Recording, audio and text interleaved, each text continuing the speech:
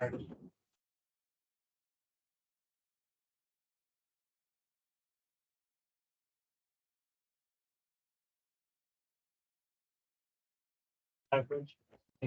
Table. Okay. Yeah, that's Yo, Benny. it's working. The mic noise is not.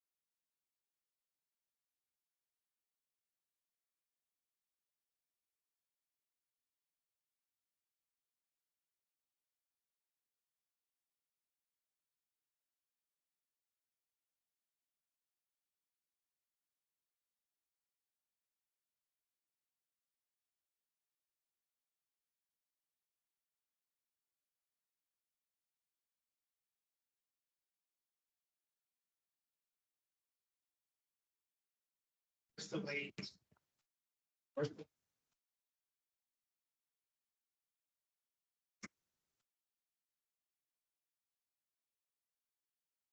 right, well, I guess I'll get started then.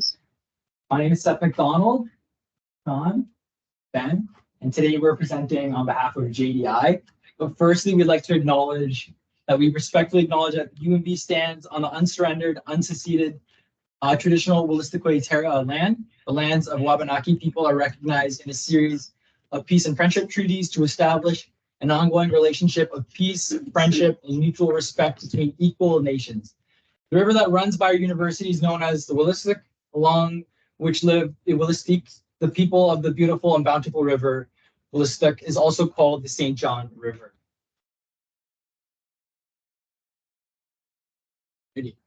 So as I said, my name is Seth McDonald. I'm presenting on behalf of JDI, and this is our 4020 project. And so what we have going on here, it's a little more unusual and unorthodox compared to a lot of other 4020 projects. We have a more cooperative relationship with our client, meaning that like we're kind of doing problem solving together, or we're using their data sets, and we're kind of creating something as we go along.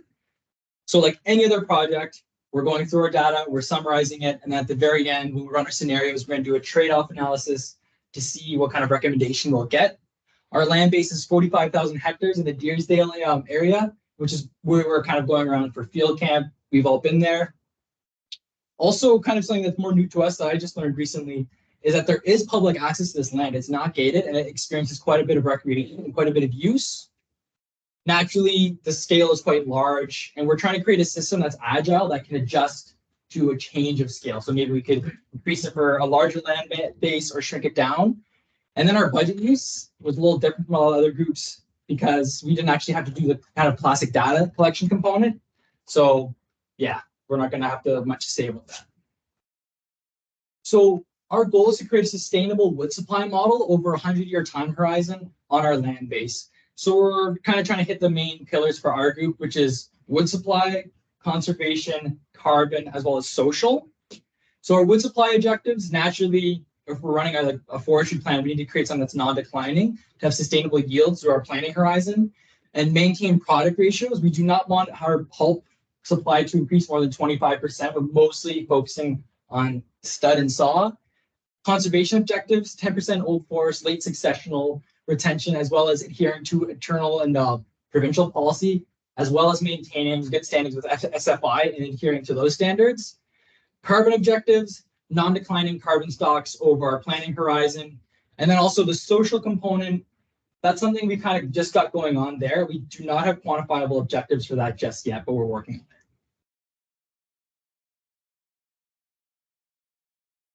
on it. Seth. So as far as data collection methods and inventory, we once again have a different schedule than the rest of the groups because Deersdale already has a management plan. There's operations going on there as we speak, and they already have an extensive forest inventory of the area. However, we still went through the process of creating an inventory method for the area.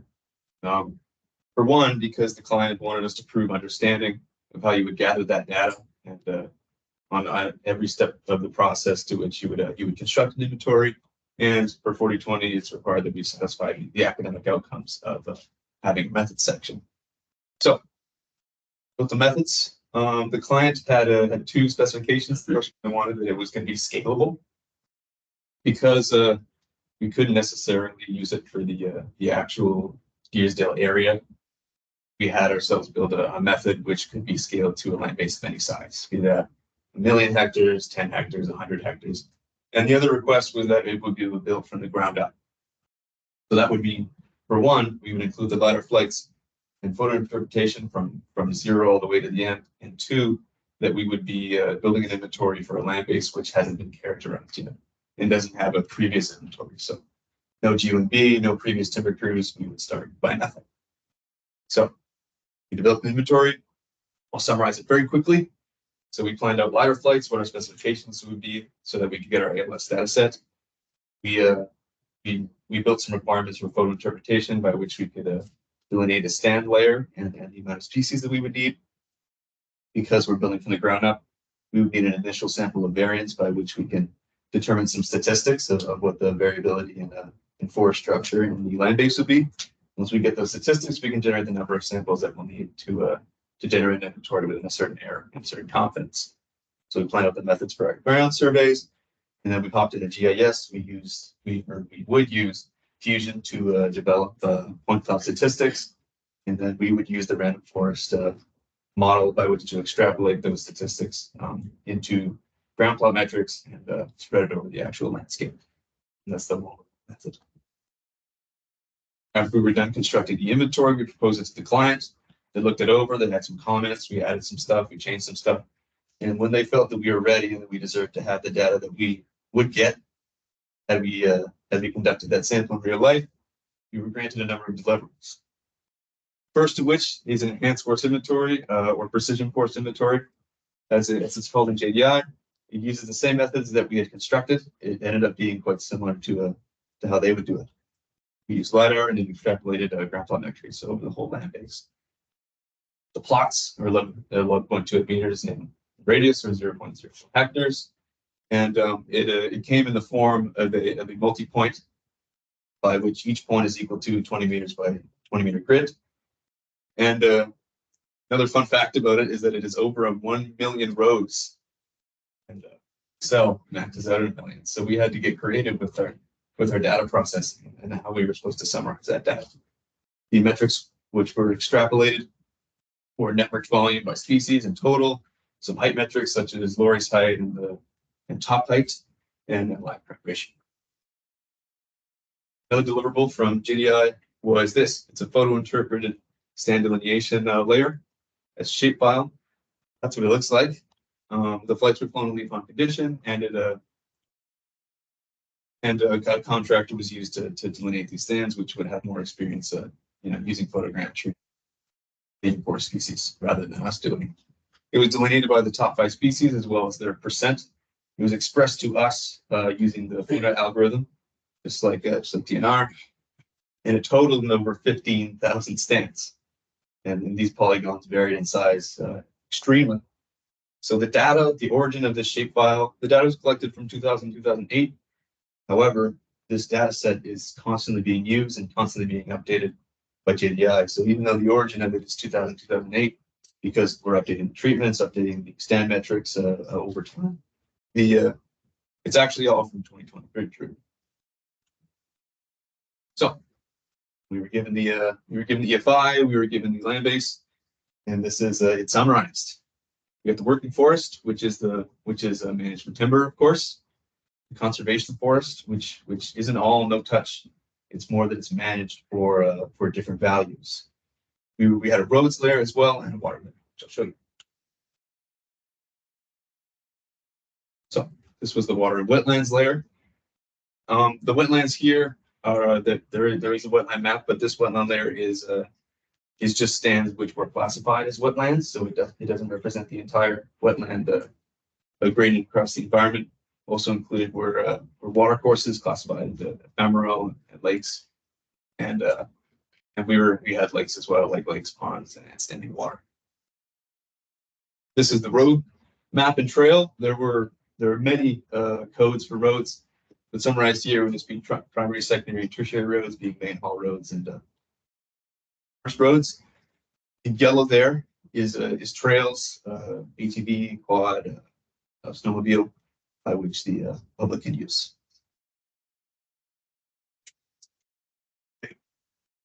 So data processing, we were given a lot of stuff to look at, and we didn't quite know what everything meant right off the bat. What I've spent the last couple months doing is just staring at fields, figuring out what they mean, summarizing stuff, and working on classifying to make themes for Woodstock. There you can just see some of the fields that I've gotten familiar with. Some are a little bit more obvious. Others are a little bit trickier to figure out what they mean. Just like, oh, what all these L's mean the first day when I saw it. But now I can understand it after a while. There it is. So here is some stuff on what was there when we first got it. Plantation by planted area by species and age, just based on we get a year, treatment year, and when it was planted, what it was planted with. This, if you sum up that total, you'll see that it doesn't actually match up with our planted theme later on, because this is any area that is a plantation. Our planted theme is any area that was planted and hasn't undergone any further treatment since then. You can see that we got a good chunk of white spruce, black spruce. White spruce is younger, black spruce is a little bit older. And then this is, I'll say, out of date. We've updated our theme since then, but total merch volume by themes: intolerant hardwood, jack pine, non-commercial, other softwood, red pine, spruce fir, tolerant hardwood, white pine, and regen, which is just unclassed regen, but a little out of date at the moment, so we'll kind of gloss over that. So from the beginning, we knew that we are going to use Woodstock for modeling. From day one, we were thinking about themes, how to classify this land base for Woodstock, what we were going to do with what we've been given. So really, that's our big sort of goal of this project, creating a good Woodstock model that we can use for a trade-off analysis. At the moment, we're still really working through themes, and we have our age versus time-dependent debate, which is essentially having predicted age based on the attributes that we have and using that. So then we'll just predict an age for every stand and say this stand is 20 years old based on the volume. Or we can do our other method where we give every stand a volume class, and for every stand that we don't have a known age, like our plantations, we will say it's a 0 to 50 volume class, and that's our young volume class. Still kind of wrap my head around. These are our themes as they are today. The 3 on the left are done, characterized, and mapped. As you'll see, the 3 on the right we're still working on. Management status, a little note about that. The even natural is not natural forest in the sense of unmanaged forest. It's natural in the sense of no other treatment from that list has happened. So say you clear cut something, you don't plant it, you leave it, it's even natural after it's exited the regen phase. And uneven natural is basically the TH, whether you get a shelter wood or a multiple entry select. Site quality, originally we had 3 site qualities, but we noticed that it's pretty heavily weighted in a small group there. So we added an excellent to try to break up the land base a little bit more to represent the variation. Management zones, pretty simple, working forest, buffered, inoperable, and conservation, just trying to divvy it up. And then our net merge volume classes broken into chunks of 50.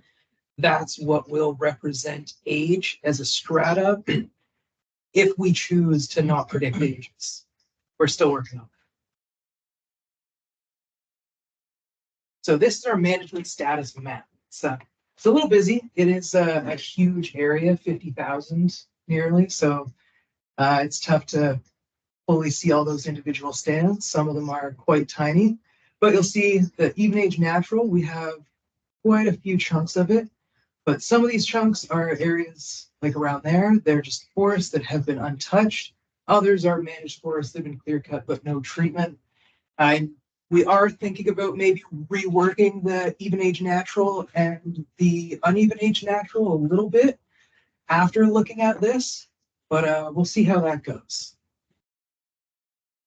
So here's just some sort of breakdown of it. You'll see right there, the even age natural takes up a huge chunk of our area. So that's why I'm thinking about breaking it up a little bit more.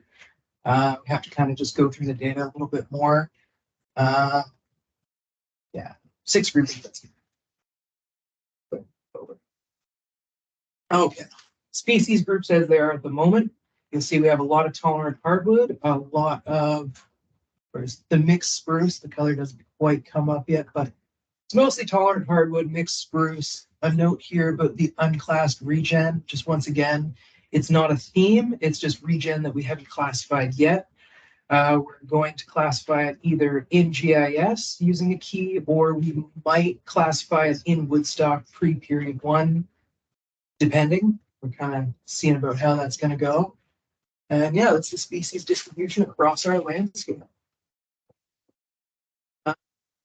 8 groups, but just wetlands is there because we didn't want to just delete the stands, imagine they don't exist. They will not be a theme, they will not be managed, but just they exist as wetland stands.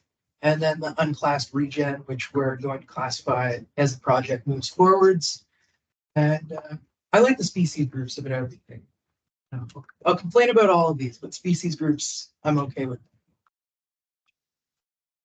So our site quality, here's where that kind of light green there you'll really see. Before that was all the same green as our good.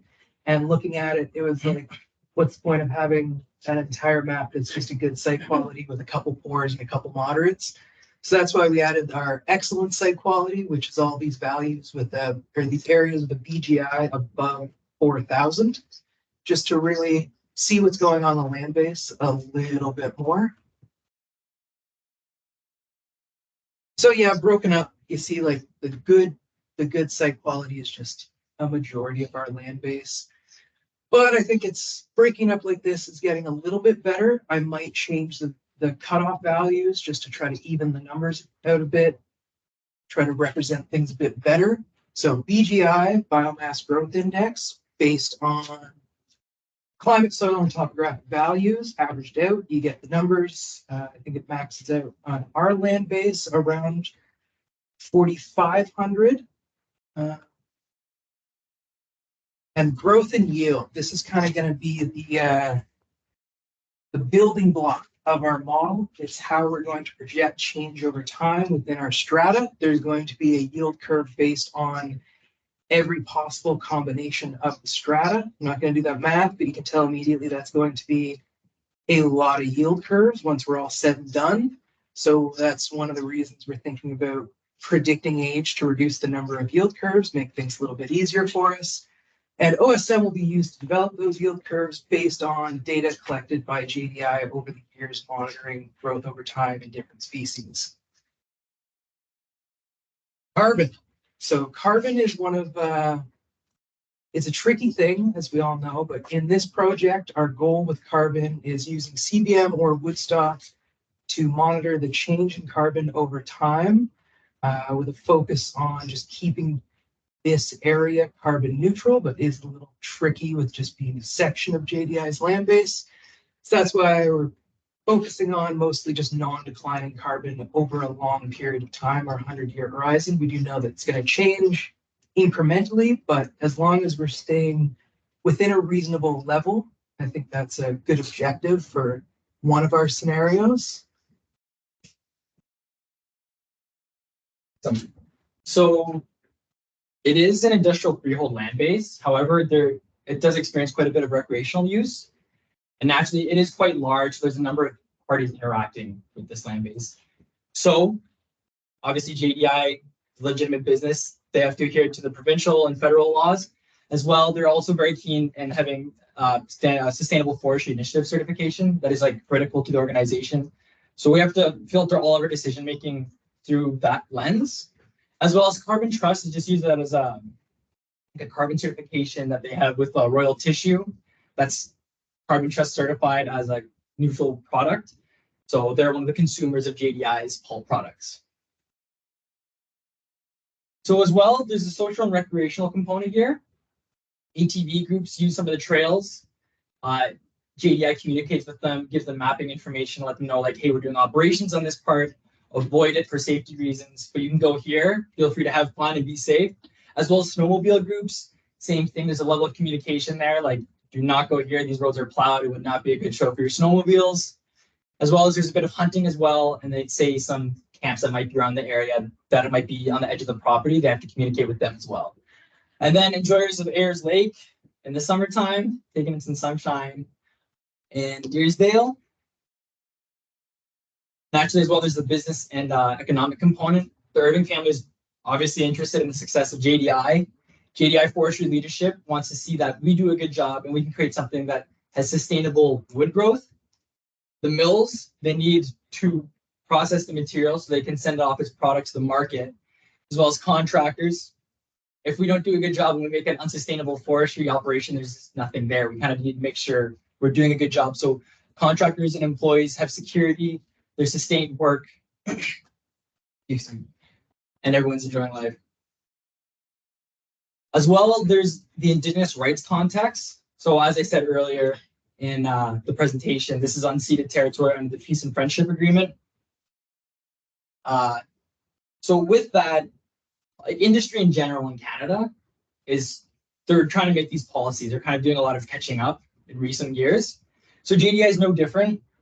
So within 5 years, they've been trying to create a robust and responsive policy. So within SFI, there is a requirement that JDI itself has to have a built-in Indigenous policy, which is something they have. And with that, there is also the Indigenous consultation and accommodation. That is their right. So say if JDI is making a big, large-scale plan like what we're proposing, 100-year time horizon, they would bring this information to surrounding communities to make sure it's okay, it's not interfering with their rights and their values. So when it gets brought up early in the process, it's much more easier to have that consultation process go smoother, have people get heard easier, and the accommodation can then get put in place early on in the plan. So that's where JDI is going right now. They try to have like years in advance with this sort of consultation. But however, like industry is going, like it takes time to kind of build those relationships. And that's not unique to JDI, that's the industry across Canada. As well as SFI requirement is an Indigenous component, as stated earlier. I don't know how that got here. Let's skip that one, please.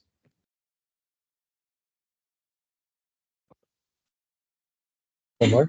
Forward. Yeah, perfect. Thank you. All righty. So we didn't have data collection, but we did put quite a bit of time in this project. I think at any rate, I guess we'll compare and see who did what when all the presentations go. But I feel like that's a pretty good effort, all things considered. And as you can see here, like the bulk of it was in inventory methods because there was quite a bit of front end work with kind of creating the framework, because we actually did create a viable framework that could be used. And yeah, there was quite a bit of time that went into that. And then here's our timeline that we've created. So like every other group here, like these are the things we all know we've completed.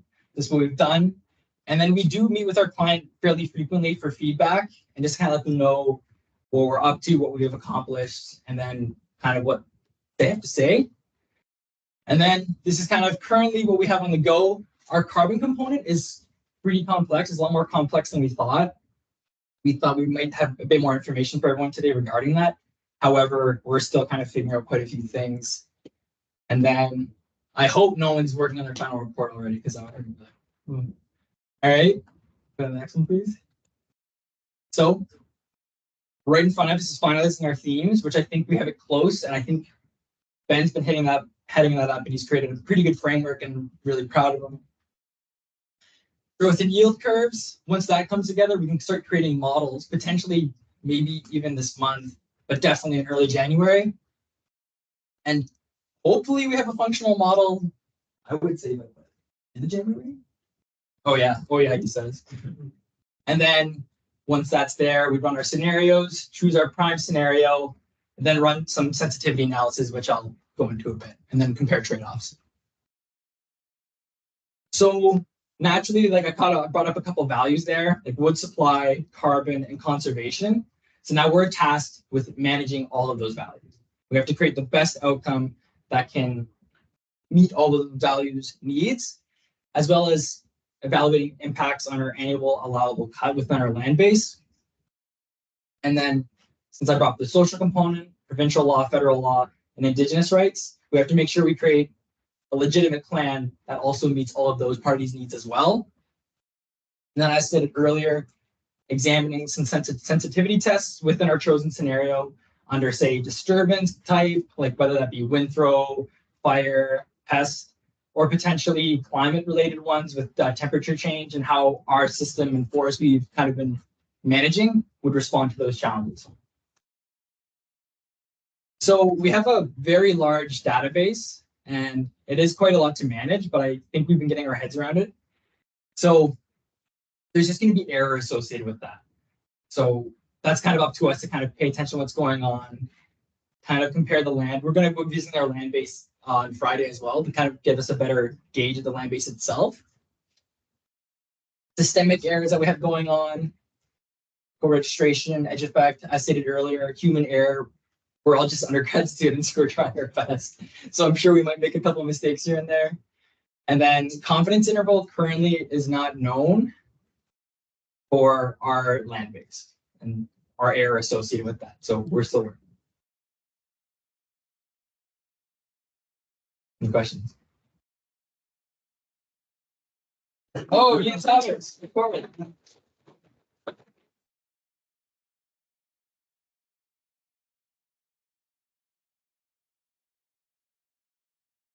I think we get to go first. Oh, yeah, that's good. Right, yours and I want. Yeah, I don't want to go at all.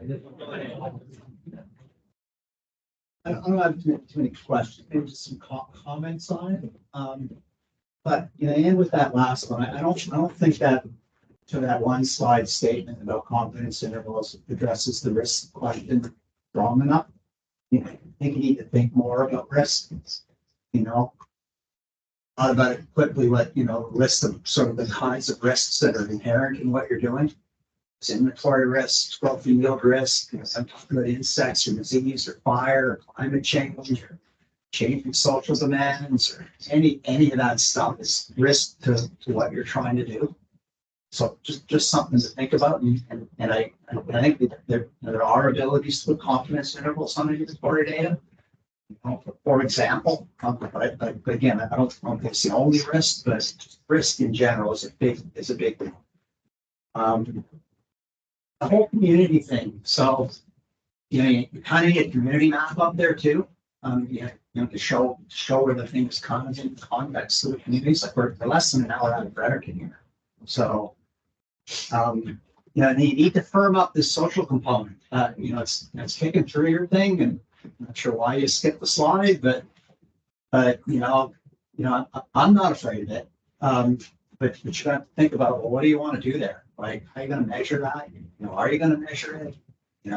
It's a legitimate objective inside of the mix. along with wood supply, carbon, and conservation is this central deal. And maybe that does include First Nations, although I can't, I'm not kind of to speak of that. What else? Just a technical comment on your stratification. It's not always the goal to make even amounts in every sort of category of population. Sometimes, and maybe even more often, you're looking for some kind of normal distribution. Also, this, you shouldn't necessarily have equal amounts in good, excellent, good, and poor. Just something to, as an example, just something to think about. And I think you're aware, I was going to say that there are these designated ATV and snowmobile trails, and we do work through the federation. I think you're aware of that. So,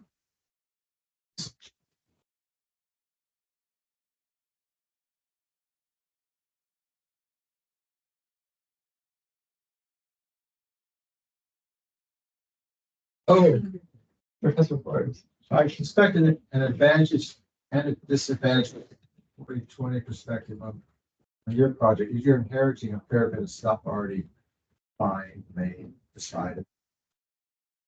So to that end, how well do you think you know or need to know sort of the underlying definitions of categories in there? So for example, what constituted a deer yard? How was that decided? What's the definition of a wetland? How was that decided? So, you're receiving these layers already done. I would suggest you want to at least know how they were made, just from a due diligence perspective. Maybe you already do. But anyway, on that, so what about stuff like deer yards and these other aspects? I don't think I. But what have you done on that front? So there's definitely ongoing discussion with the clients right now of understanding their methods for classifying that stuff and just getting a better understanding of it and how we're going to deal with it over time. That once we understand their methods, then we can try to model for it, track it over time. We have had thoughts about maybe doing comparisons to see if maybe look at their method and maybe come up with something different, but we want to see what their methods are first, just to understand what they've done. Prudent, with a big task to come up with something new. I mean, a lot went into it. But I would just suggest if you could, as students, to know how they were made, what they have, what they don't have, because there are some differences between freehold and crown on some of the definitions of some of these things. So I'm not saying we should use those other ones, but we should at least be aware. For example, old forest categories. It's similar, except I believe still there's no patch size requirement on JDI freehold where there is on. What's the ramifications of that? And again, I'm not saying you have to model it. I don't think you want to compare necessarily because that's a big task. I leave that up to you and the client. But I just wish you would know, hope you know the differences on the limitations and the benefits of inheriting a data set.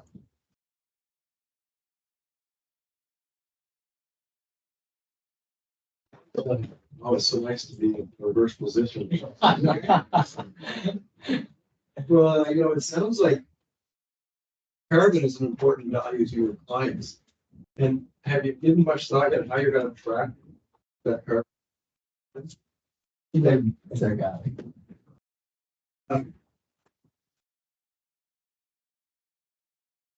Generally, no.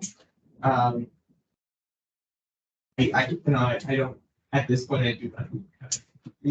Yeah, we're again, still in the works, and so we're still figuring out a lot of things with regards to it.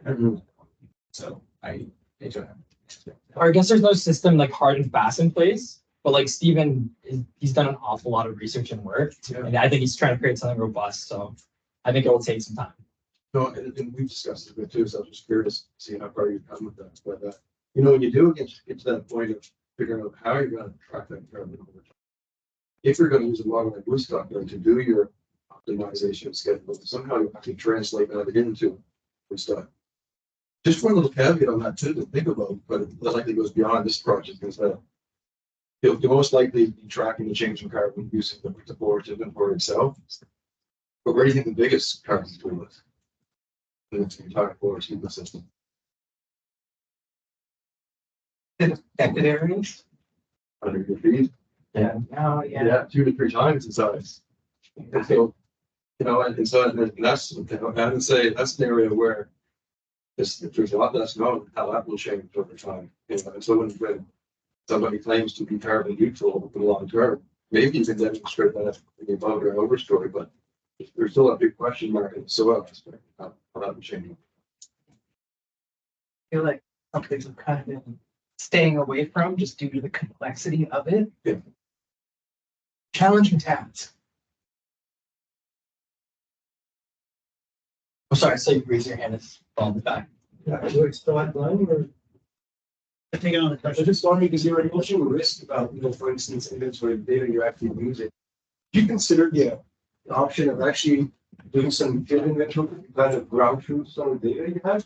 We're doing that next Friday, actually. You actually. Yeah, we're going out with JDI staff and checking it out our land base. Okay. Yeah. That's about it. But, are you gonna make about temperature? That's thinking about precipitation regime changes with climate change. Like, are you gonna have a bunch of different scenarios based on minimal temperature increase, moderate, high, or? It would likely have a lot of variance there. Like they'll be running like a number of like sensitivity tests regarding temperature change. So, do you have any hard and fast numbers like with that one, Ben? No numbers yet. I'd say it's in the future. We're thinking about it, but we're focused more on getting stratification done and building a functional model. Then we can start really tearing it apart in scenarios. Like when I grew up in yield stuff, like that's like a big difference, right? Tom raises a good point, though. You'll have to consider, well, I don't consider some point is that OSM as a model to produce your growth yield curves. Is that correct? So, and what's the time horizon that you're planning over? 100 years. 100 years. So it's likely that what's going to change over that 100 years? Climate's very likely to change, hasn't it? How do you think you'll be able to integrate that change in climate into the factors and growth?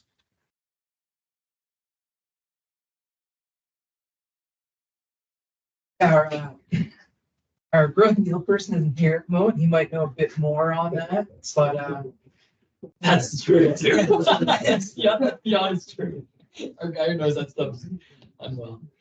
I don't know that anybody really knows, because you're making a forecast, it's a long time into the future. Right?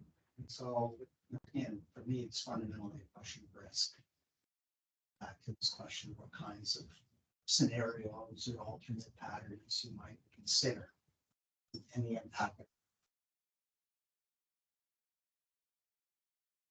The client is willing to live with. As long as we make forecasts. 100 years is a long time.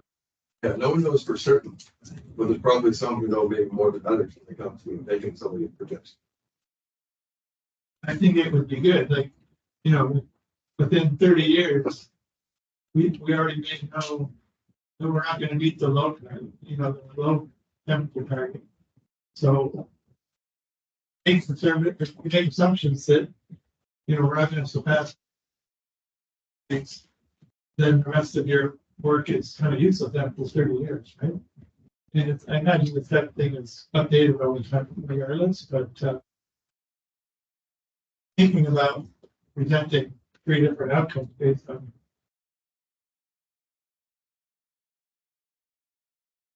a good way to present it. I don't know how much volume of extra work that would require, but if it's really just punching in parameters into a model and spitting out the results, that would be it. But I have to cut it off here to try to talk to the applicant. Any other questions? I didn't see an email there where some lady can be reached.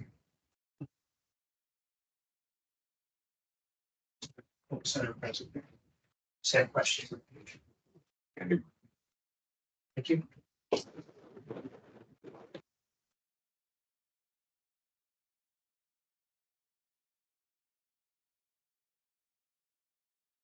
Is the sound working? Did you get the sound working? Not this one, it's from this one.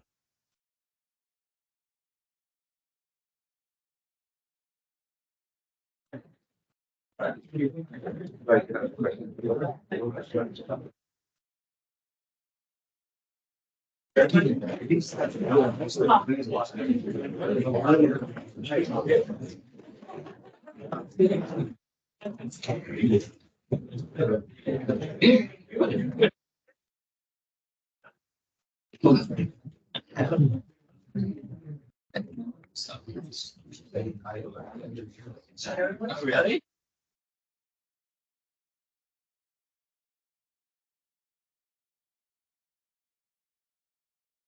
This guy is not working.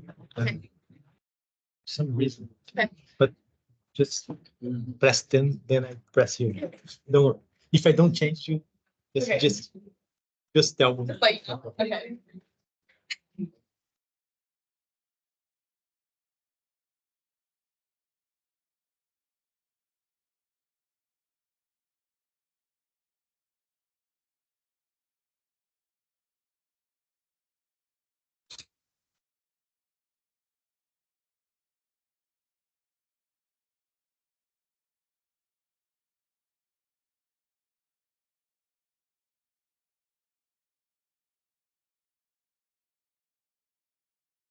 Just wait for Jason, I guess.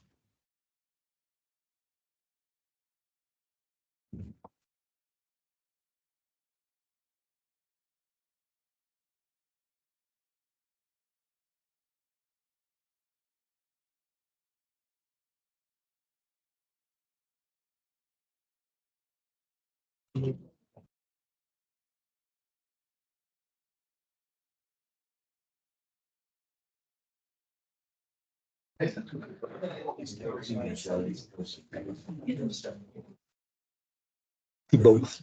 They can see both. You don't need to show them. Yeah.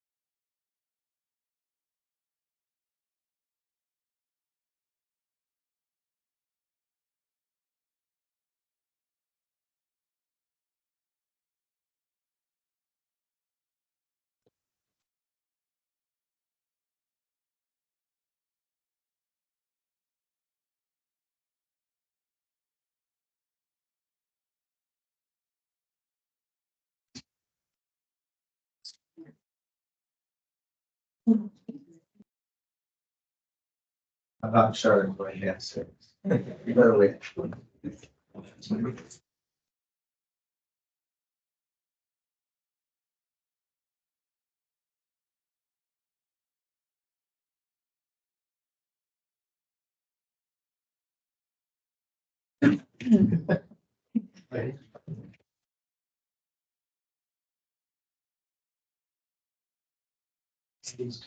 Start.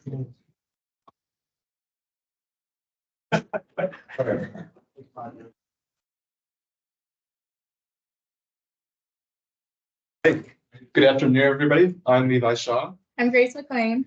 and we are with the North Lake 4020 group for Parks New Brunswick. The goal for this presentation is just going to go over results we got from our field work over the semester and provide an updated proposal and plan for the project. Sorry, everyone. It's working. Oh, perfect. We would like to begin by acknowledging that the University of New Brunswick-Fredericton and the North Lake Park is located on the traditional territories of the Wabanaki Nation, particularly the Wolastoqiyik, Pescod-Makati, and Mi'kmaq, who have been stewards of this land since time immemorial. We respect the sovereignty, lands, histories, languages, knowledge systems, and cultures of the Indigenous communities who steward these lands. Here's an overview of our 40/20 management team and their leadership roles within the project. And here's our agenda for our presentation. We will go through our introduction, our survey design and methods, our inventory results, our FRI audit results, as well as our 2024 projected timeline and our model and forecasting in more detail. So first of all, we would like to thank Mackenzie from Parks NB for being here today, as well as extend a thank you to Josh Tompkins, who is unable to make it, but who we have been working alongside to develop this management plan. So the goal with this plan is really to make it integrated, and we looked at the inventory within the park. We also wanted to look at modeling and forecasting features within the park, as well as assessing the hazards and risks that could potentially take place within the area, and develop management strategies for Parks NB, including management strategies on their forests, their invasive species, as well as visitors, since tourism is a big component of this project.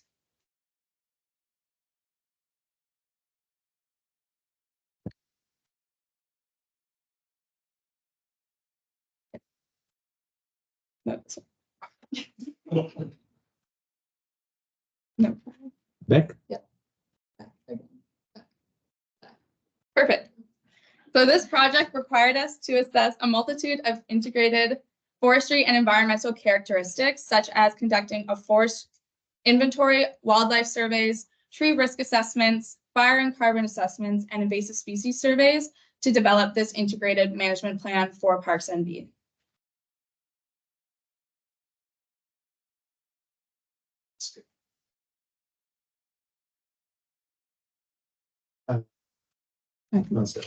So results for our forest resource inventory. We ended up with 39 completed plots, and we used information from these plots to develop a stand delineation map, which I will go into detail of. So the purple area is hemlock and spruce dominated forest. The yellow area is hemlock and mixed wood dominated forest. So hemlock plus some hardwoods and softwoods. The blue area is spruce and eastern white cedar forest. This is kind of the wetland area of the park. There's some unique areas compared to the rest of the park. The pink area near the entrance is a white pine stand. The red area is the beach, which is also a snapping turtle nesting area. The orange and the blue is a cedar swamp and a black spruce wetland. So tree species composition for the purple area. It's 36% red spruce and 20% eastern hemlock and black spruce. There's some individuals of white pine, eastern white cedar, and white birch as well. This area has a fluctuating topography and there's also a fluctuating water table. The yellow area is about 45% eastern hemlock, and then 10 to 15% of red spruce, red maple, white birch, eastern white cedar. And this area is kind of the upland area that runs along all the campsites. Let's see the species composition for the blue area, about 30% red spruce, 25% eastern white cedar. This is the lowland area that is mostly along the northern portion of the park. And here, the wet areas is visible through all the boulders you have to walk across when going in between these plots.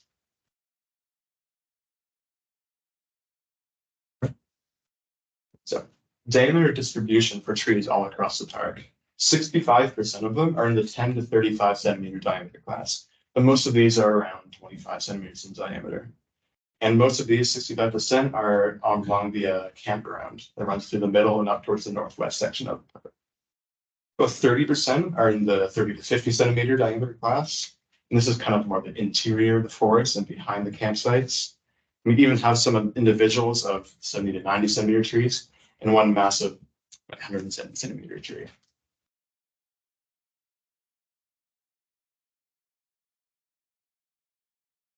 So a ground level survey was conducted at the same time we were doing our FRI surveys to look at the percent composition of ground vegetation in the area.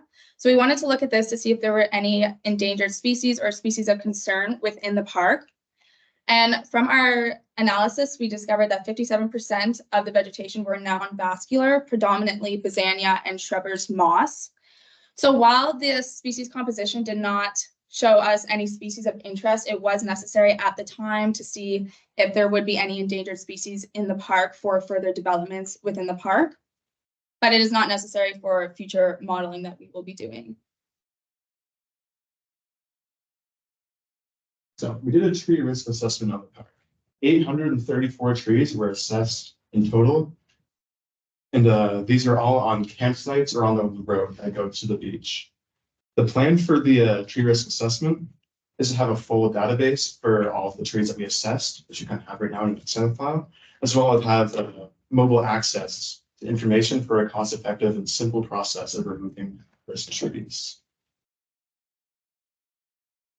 So how our tree assessment worked is we did in classes, 3 classes. Class 1 means the tree is fine, we don't have to worry about it. Class 2 means the tree may pose risk in the future. So we don't have to worry about it at the moment, but we might want to keep an eye on it and make sure it's still fine for maybe 5-10 years down the road. And class 3 means the tree poses a current risk to damaging campsites or other property. So about 75% of the trees were class 1, about 20% were class 2, and the remaining 5% were class 3. Our wildlife survey included installing 9 trail cameras throughout the property. And on these trail cameras, we saw evidence of small mammals and deer. But most of our wildlife evidence came from walking throughout the park and completing our FRI surveys. From here, we saw active wildlife trails throughout the park, several scat locations of deer and bear, as well as 1 deer yard on the western portion of the park. We also assessed super canopy trees in the field. And when we came out of the field, we overlaid that with a map from LiDAR, with a map of LiDAR from GeoNB, and saw that they matched up almost perfectly, as well as we looked at habitat trees, and these were classified from a SNAG class of 2 to 5 within the field, and we marked those all down on Avenza and took that into GIS. So in the future, we'll use that data to help create our interpretive signage for the park and the public. So the audit for our forest reuse inventory. We audited 50% of our total inventory. We chose 50% because of the amount of time we had, the size of the park, and some recommendations from some professors. For variance between the audit and our original survey, we got a p-value of 0.335, which isn't fantastic, but the variance we can explain because the GPS accuracy in the area, if you ever used Avenza far away like that, and it was kind of all over the place and not the most accurate. But visually looking at our data, we think that most of our diameters and our species identification is good.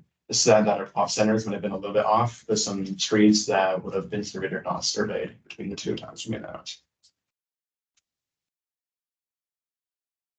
All the team has contributed around 700 hours of work into this project, with our most time-consuming part being our fieldwork at 426 hours. But this is also excluding all meetings that we've had as a team with our client and with professors. So since most of our time has spent in the field, 98% of our expenses were travel related to and from North Lake, and the rest of our expenses went towards our trail camera surveys. So as of right now, we have 48% of our budget left moving into 2024. Looking ahead into 2024, here is our projected timeline for next semester. So in January, we plan to have completed all of our modeling. So that includes our carbon sequestration modeling, our stand forecasting, as well as our invasive species modeling and management plans. We also plan to create a tree risk inventory database that we will implement later on an app. And we also plan to assess the results from our public survey that we will post on the Parks MVU website and Facebook page in French and English. In February, we will have completed our sensitivity analysis for the park, as well as we will have examples of interpretive signage to give the park for them to look at. We will also look more into the licenses and permits required to implement new trails within the park. We will complete our fire risk assessment and develop the mobile app for the tree risk inventory database that we created in January. In March, we will have finalized all locations of new cabins for the park, as well as come up with different revenue ideas for the park, such as canoe and kayak rentals at the beach. so that in April, all we have to do is finalize the final report and presentation for our client. So for stand forecasting, we decided we want to use the PICUS model. We chose this because we think it's optimal for individual trees in a small area, which is more kind of the data we have at North Lake. This is compared to a model like Woodstock, which is more kind of geared towards a broad, larger area. PICUS requires data such as height, diameter, climate, size condition, the site condition, sorry, which we all either have or is readily available. There's a little bit of uncertainty with this model because climate information is constantly changing, it's constantly evolving. So we might want to forecast maybe about 50 years into the future. And of course, data will change by then. So we will have to do a certain amount of runs based on how climate may or may not change in the future. And for fire risk is an issue because it is a campground and there is campfires. Our goal for fire risk is to kind of give Parks NB a quantitative or kind of rating of their fire risk. So all of the stands on the park kind of fall into two classifications, M2 boreal mixed wood and C2 boreal spruce. M2 boreal mixed wood is a mixture of coniferous and deciduous trees. They're moderately well-drained sites on upland areas. C2 boreal spruce is moderately well-stocked black spruce. They exist on lowland and upland areas. Tree crowns are down low near ground. The lichens grow on branches and is a moss-covered floor. For our carbon modeling that we plan to have completed in January, we will be using the carbon budget model CFS3 version 1.2. And the inputs that will be going into this model include DBH, height, stem volume, and coarse woody debris volume. This is all data that we have received from our FRI surveys, as well as we conducted a coarse woody debris transects throughout the park. So being able to predict the present carbon sequestration currently in the park will allow us to forecast the carbon sequestration in the future within the park. We will also be conducting a sensitivity analysis based on the hemlock woolly adelgid. So while this test is not currently in New Brunswick, it is in Nova Scotia and in Maine, which borders the North Lake Park. So the key parameters we will be looking at for this analysis include the climate, host tree density, as well as natural predators to the hemlock woolly adelgid. The metrics we will be inputting into this analysis include hemlock woolly adelgid population growth, as well as the tree mortality rates. So this will be a dynamic model that looks at different scenarios involving the hemlock woolly adelgid and how it will affect the park and the trees within the park. Thank you very much. Are there any questions?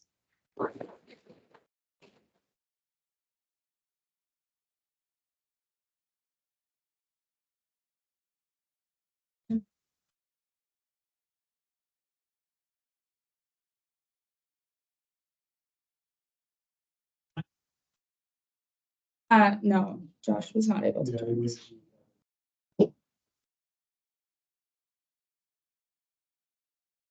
We can translate. Yeah.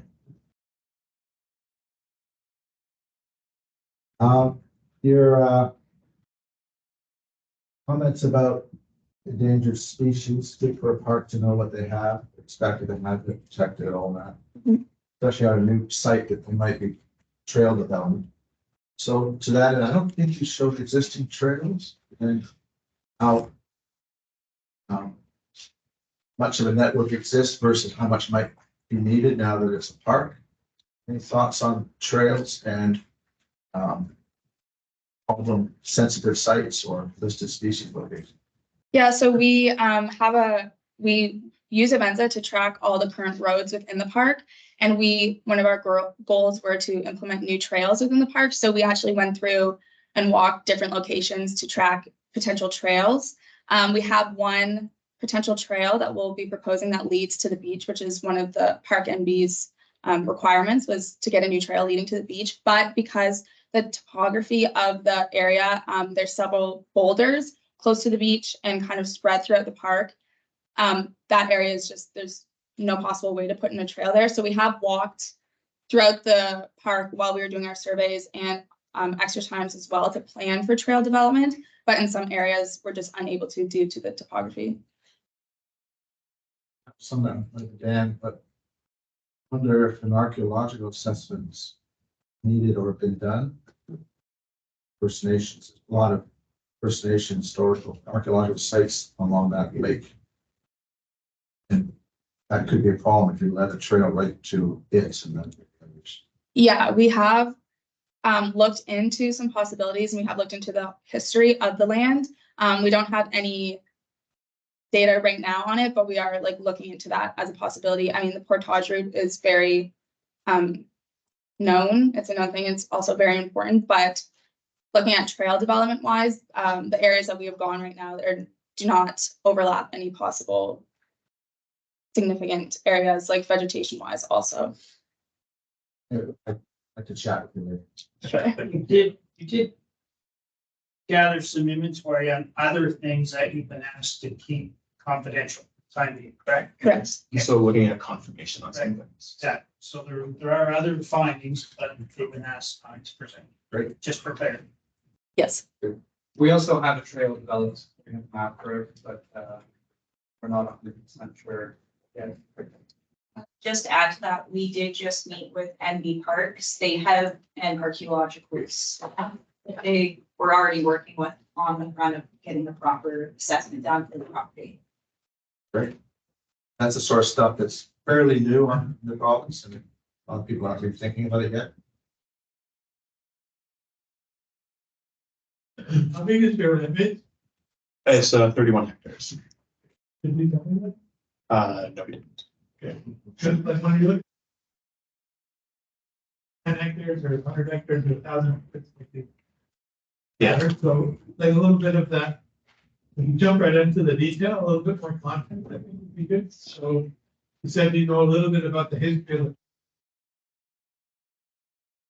ownership and prior use and personal history and things like that.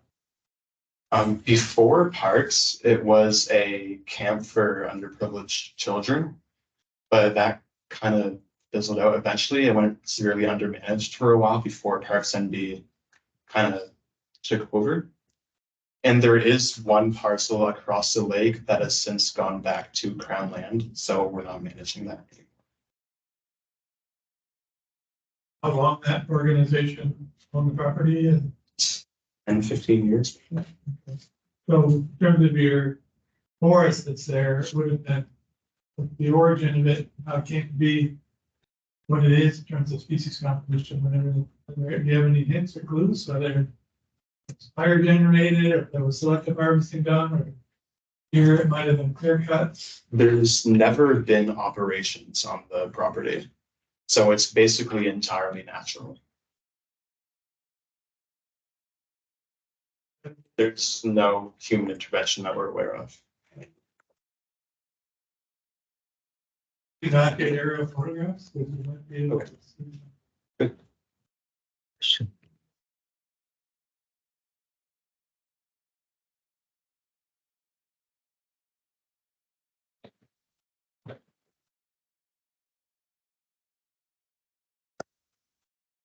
Someone sent this question here. Do you want to answer? Can I answer right now?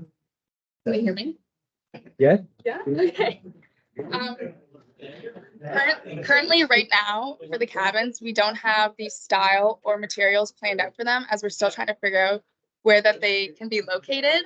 But we're thinking more so in terms of yurts or styles along those. We're also planning on having power to those cabins, which would be new for the park since there's currently no power on the park, but we do not currently know the sourcing of lumber to create these cabins. Yeah. Okay, Congratulations. thank you. Let's see what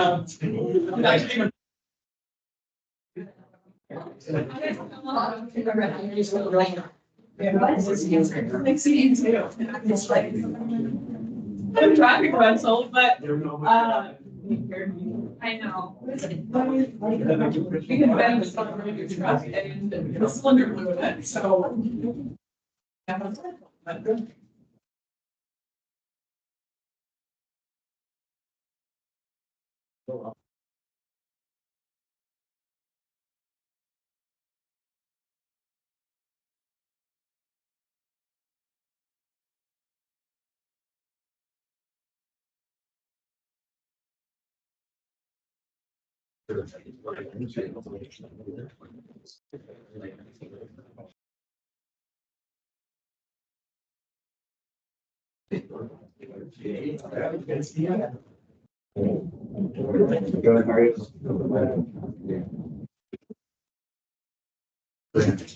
Yeah, I like on.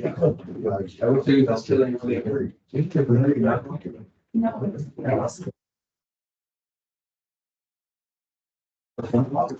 Yeah. Just.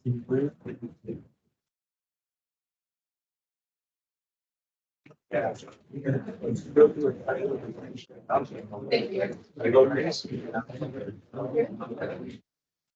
Yeah, it's, yeah, they're already.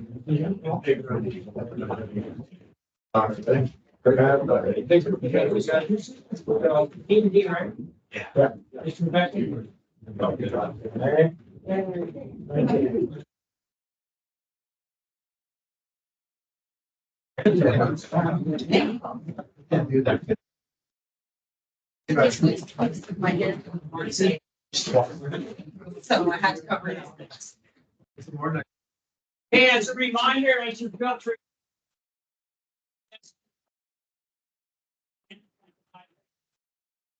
Make sure you're affecting the presenting. Looking for complete sheet, which they need to be added up with some comments, not just good. Okay. Critical feedback.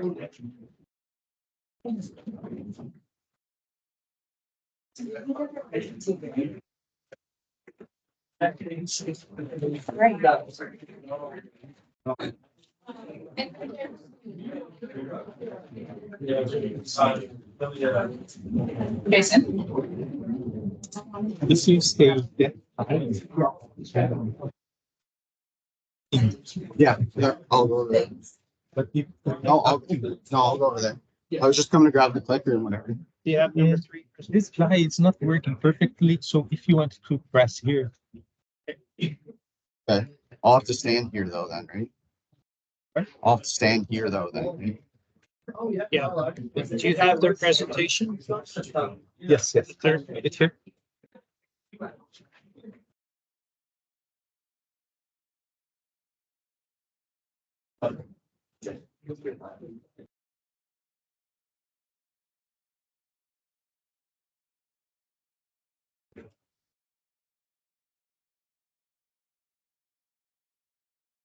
Can try.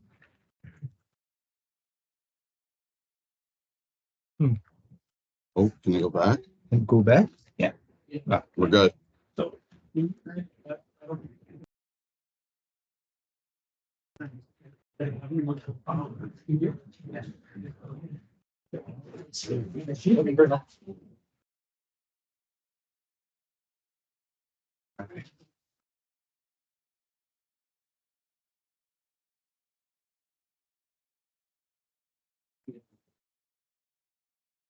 Whenever you're ready. Okay. So, hello everyone. Our group project today is on the constructed wetland assessment and inventory management plan for D&D. We'd like to have a land acknowledgement, and we respectfully acknowledge that the UMB in Base Gagetown stands on the unceded and unceded territory of the Listiquet land.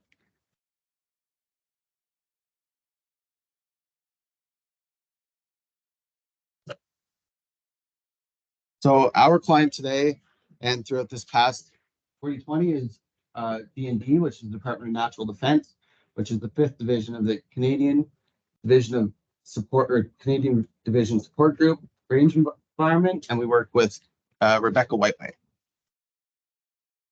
Our 4020 team members consist of myself, Joel Medill, Josh Foster, Jennifer Nakua, Megan Parsons, Thomas Foster, Ethan Price, Peter Keene, Vanessa Diosa, Lucas McLean, and Oakley Smith.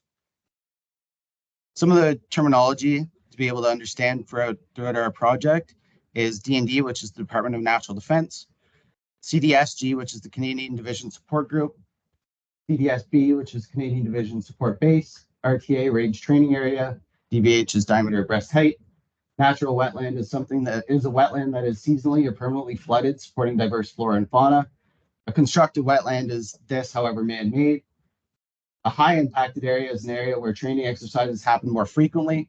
And then a low impacted area is a training area that does not happen very frequently.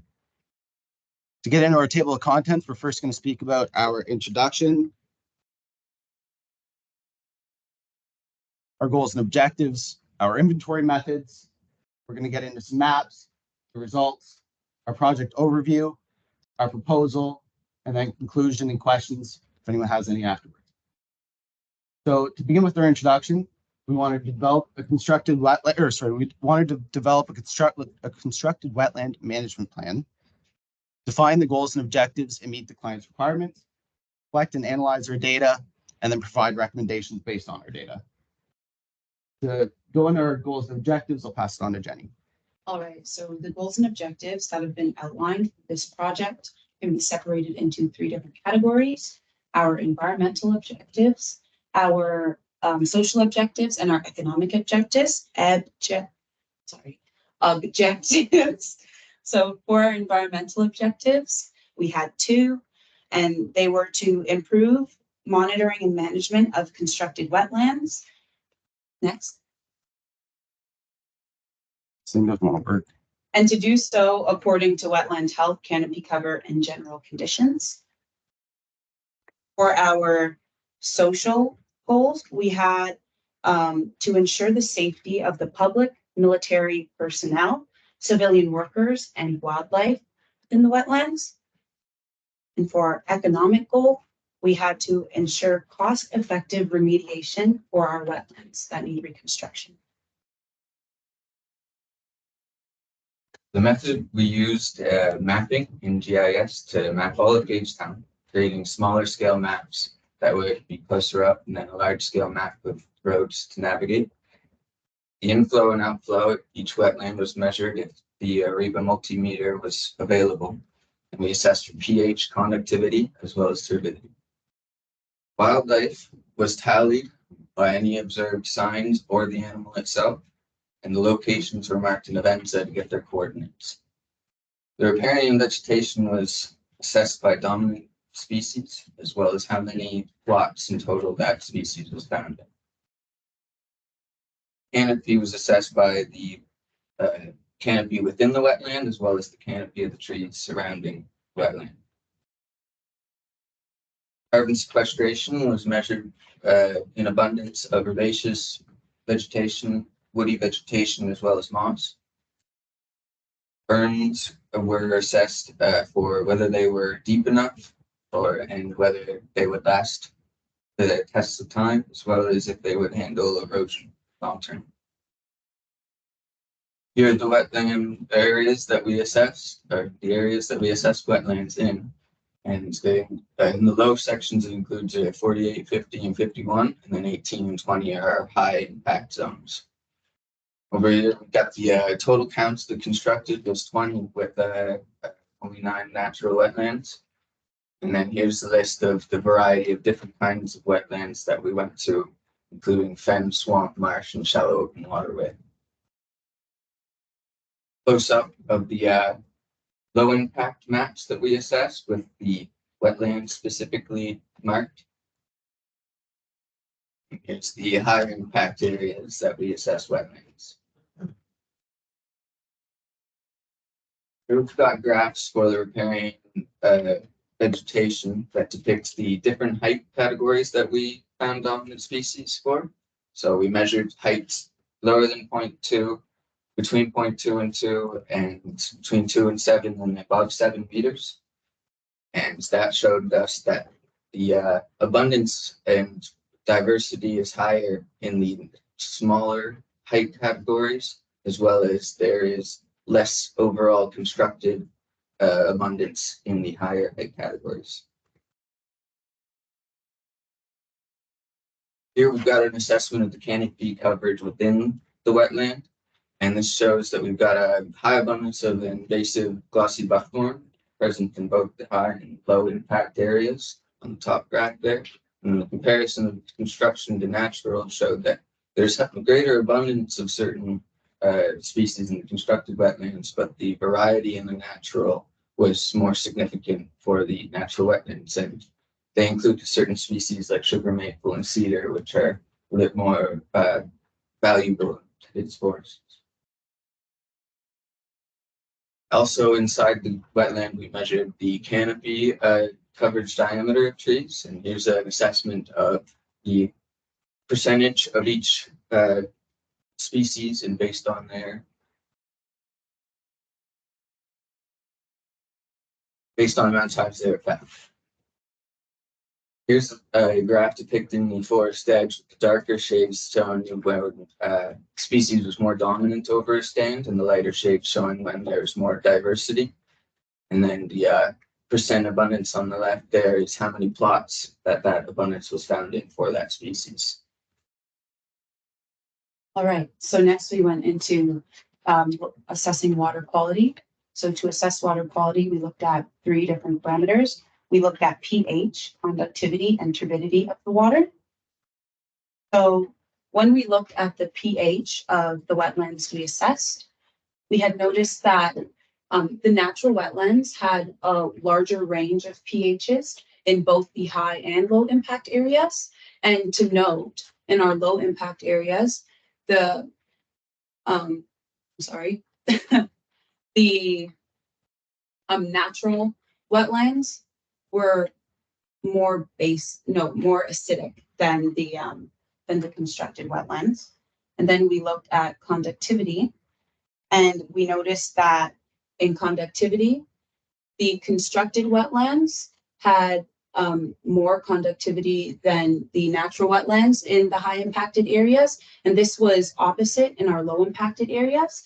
And we had also found that there was a correlation between conductivity and the turbidity of the water, because both graphs show the same variance in values. So when conductivity is higher in high impacted areas for constructed wetlands, it is also higher in turbidity for high impacted areas. And the same would go for the low impacted areas.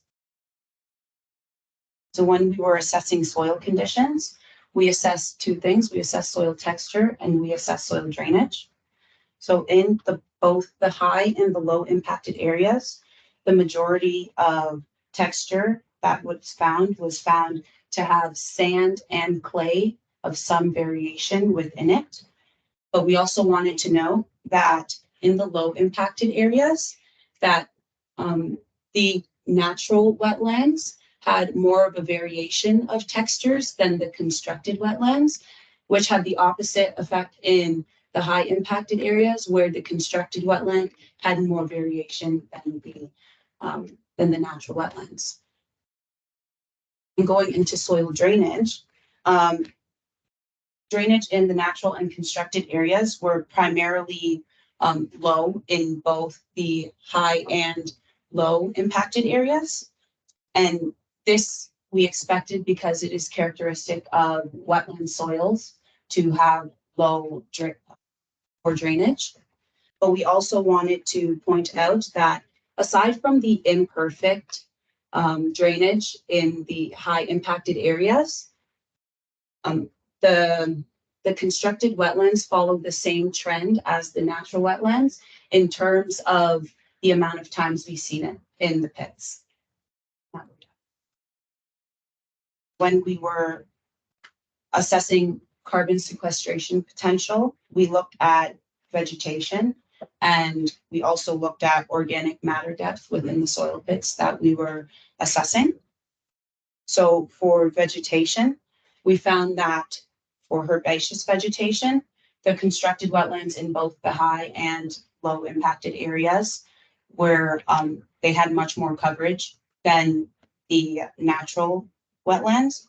We found for woody vegetation that in the low impacted areas, both the natural and constructed had between 1 to 50% coverage of woody vegetation in the plots. And we found that for moss and lichen coverage, there was in both the high and low impacted areas. Constructed wetlands had much less moss and lichen coverage than our natural plots. Now, when looking at our soil and measuring organic matter within our soil, one thing to notice was that majority of our organic soils, which would be characterized as above 20 centimeters of organic matter within the soil, majority of them, which would be 4 out of 5, came from the natural wetlands within our low impacted soil. And there was one wetland within our high impacted constructed wetlands that had organic soils.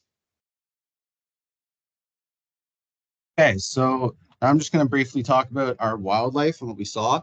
So the first thing that we would like to point out is the graph behind me about our snag class. On the right-hand side it's broken up into left and right, which on the left there's low impact and on the right there's high impact. We saw more snags, or a greater abundance of snags within our high impacted wetlands than we did within our low impacted wetlands. And most of these snags within both were within either the 4 or 5, or sorry, the 4 or 5 classification. And then next, I'd like to just briefly talk about our wildlife presence overall that we saw. The beaver activity within our constructed wetlands was quite significant in both the high and the low. This is also shown within our moose presence, because we saw a lot of game trails with moose tracks or scat, and we saw a lot of beaver activity throughout chopped trees or stuff laying on the ground, or like logs laying on the ground. Within the pictures in the bottom left, one of our plots actually had some moose scrapes throughout it, which was fascinating. And then that's my hand actually next to a moose track. So it was, we had an abundance of moose activity throughout the area. And then this is a map of our beaver activity throughout the area. All the red dots on the wetlands are indications of either a beaver dam or a beaver lodge. And then on the right-hand side are just some bear prints that we saw. And then this is the same, however, for our high impacted wetlands. And you can see we had quite a amount of beaver activity within the conjoined wetlands. And then that's just an example. There's a lot of blowdown and fallen debris from beaver activity. And then to speak on our berms and culverts. So on the left-hand side, we have 2 culverts that were identified as not uniform, meaning that it was squished on one end or on the other. And then on the right-hand side, you can see 4 culverts identified in red. As with regulations right now, you have to have the culvert at least half the height of the culvert below the road.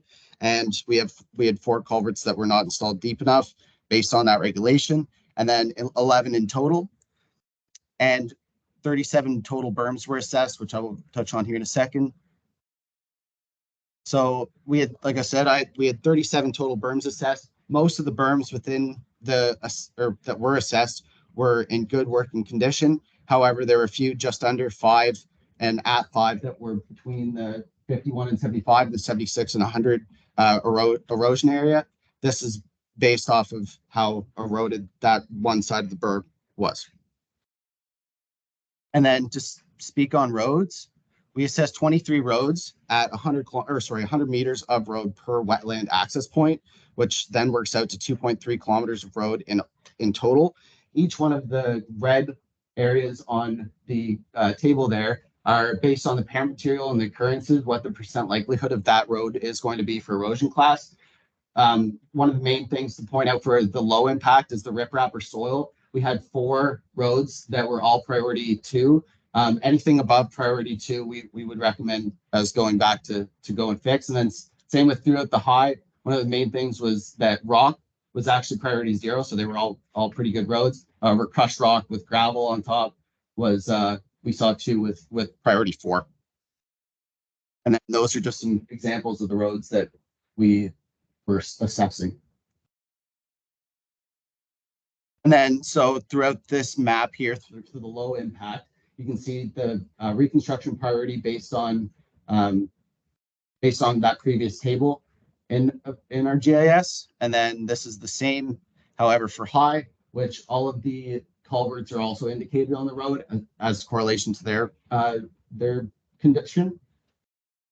And then our project cost and labor, I'll pass that to Peter.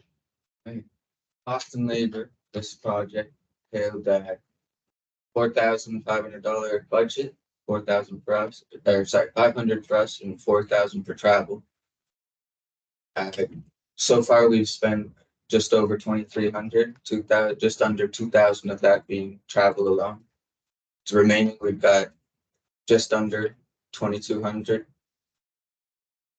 Those are accounted for in some of the hours that we spent that are categorized here by their component: the planning, administration, communication, writing, editing, research, data management, GIS, fieldwork, travel, and others, accounting for 1,352 hours total dedicated to the project. All right, so as for our proposal, we would like to look into 4 potential actions moving forward. First being decommissioning roads. We would like to look into decommissioning roads that are no longer used as access points to wetlands, in a way of possibly giving them back to nature. And we would also like to remove unused roads to improve the connectivity of wetlands and potentially improve and increase natural wetland features. We would also like to identify future site locations. And to do this, we'd like to use ArcGIS with DEM and depth to water rasters to identify the best possible locations for these new wetlands. And also take into consideration the 5th Canadian Division Support Basis land use for these locations. Next, we would like to look into using modeling software such as Stella and HY8 to compare the wetland functions such as sediment retention, runoff detention, and carbon sequestration, as well as ecosystem services like the function of beavers as ecosystem engineers. And lastly, we would like to look into using GIS modeling to determine intersection points between waterways and roads to inform road and culvert upgrades in the area. Okay, so moving forward, we'd like to contact Ducks Unlimited Canada and just about their future wetland reconstruction and whether or not they've changed any of their personal legislation or regulations, I should say. And then we plan on researching legislation surrounding construction of the new wetlands, what we need to do to be able to recommend creating a new one. And then as well as confirming the functionality of the current wetlands so that if we plan on comparing natural to constructed, that we recognize that the natural is the set norm. And then for further comprehension of modeling systems, we need to do some research and backing our understanding and how to use those modeling systems. And then thank you for you guys' time. If you have any questions, you can email Jenny, email up there. Thank you.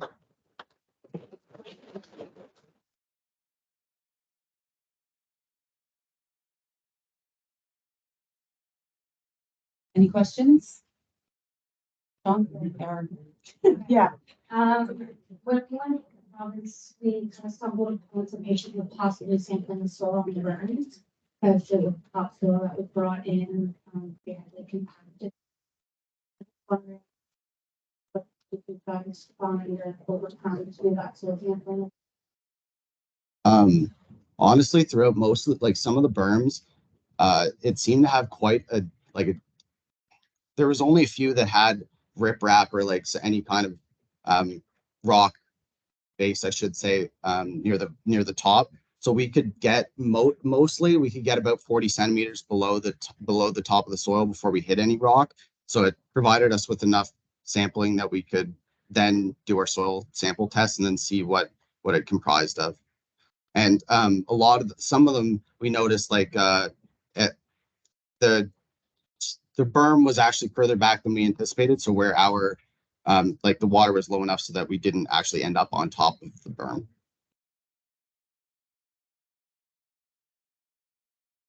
Like changes in soil profile.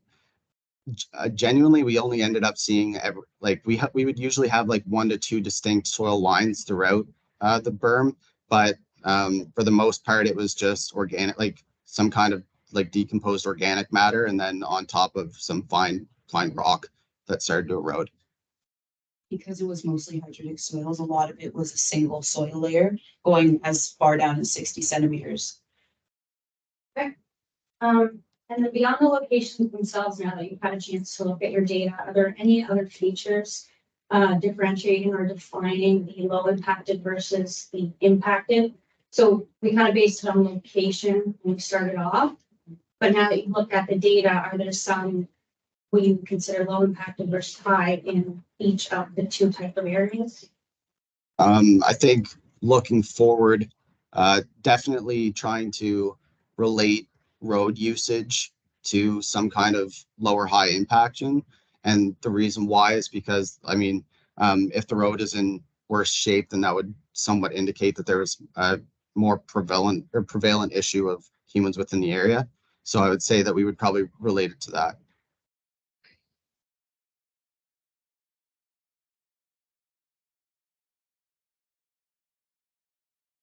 Okay. In the objectives, so I could read them a bit in detail. Yeah. Yes, of course. Yeah. Yes, I'll send them to you. That'd be great. Yeah, 100%. And we have all with each one of those culverts, we have the individual ID as well for all of them.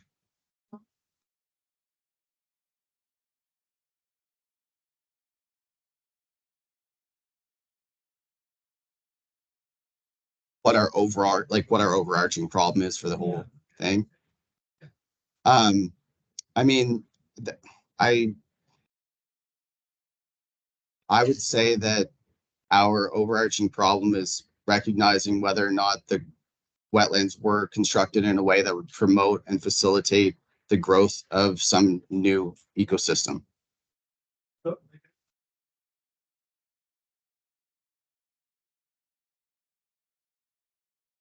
Yes. In Yes. Yeah. Like the low and high impact, like not in your audience is fine. Okay, but others of us wouldn't, so this is. Yeah, so like I mentioned within our just like our terminology within the beginning, our low impacted wetlands would be assumed that there is minimal human presence and minimal military operations within said area. And then for our high impacted, it would be that there is an increase in military operations within the area.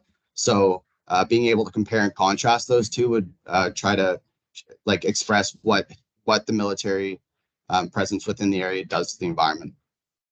Also, when we were trying to compare the natural to constructed wetlands, we wanted them to be as similar as possible. And considering that there are certain areas that have more action happening within them, we wanted to compare the wetlands, natural and constructed, that were in similar areas. So that's why they were split up to low and high impacted areas, so that we can get a proper comparison.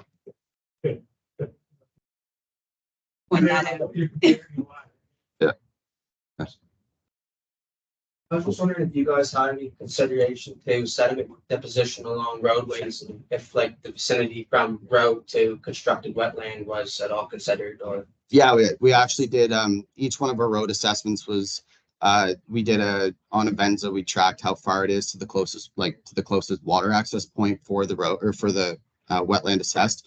And then per road, we took into consideration its erosion class based on like just looking and seeing how like what we would say percent eroded or was on within the ditch, for instance. Yeah. So this is more of a comment. I think it applies to most groups. Again, I know this is not the end product, but the way you presented data is not good enough. You basically have averages and totals or percents.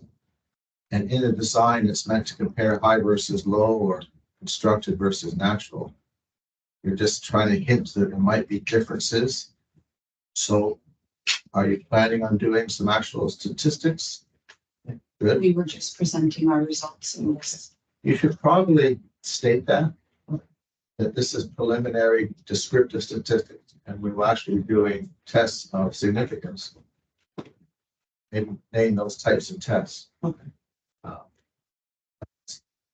Presenting an average without a variance is essentially a waste of time. Have a single variance on any of those graphs. But you can't do statistical tests, at least on a simple t-test or a novus, without that variance. So just make sure that's done. Otherwise, you will not be able to say with any confidence something is different from something else.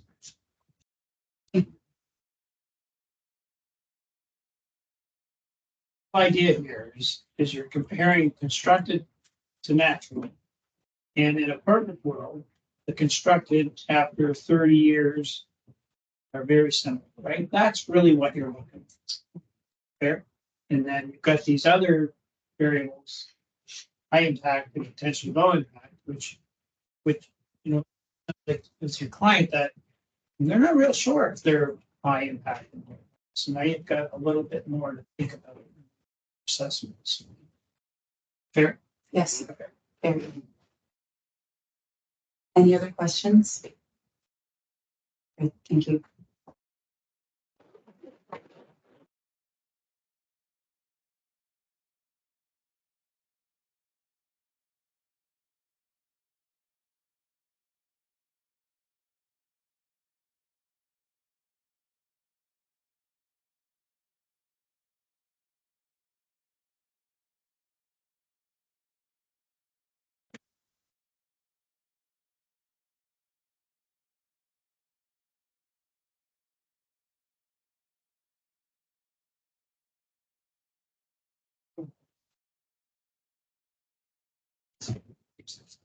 Good job.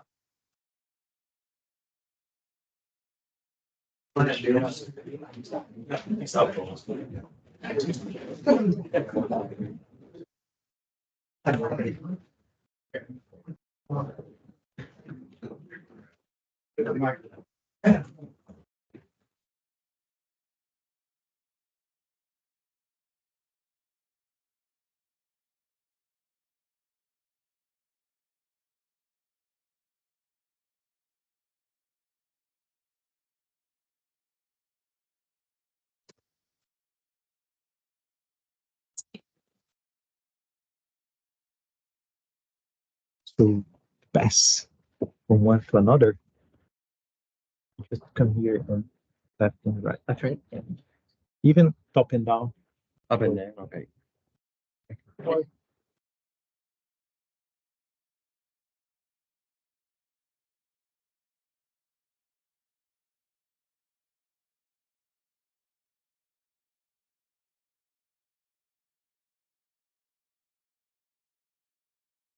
Still ready? Yeah.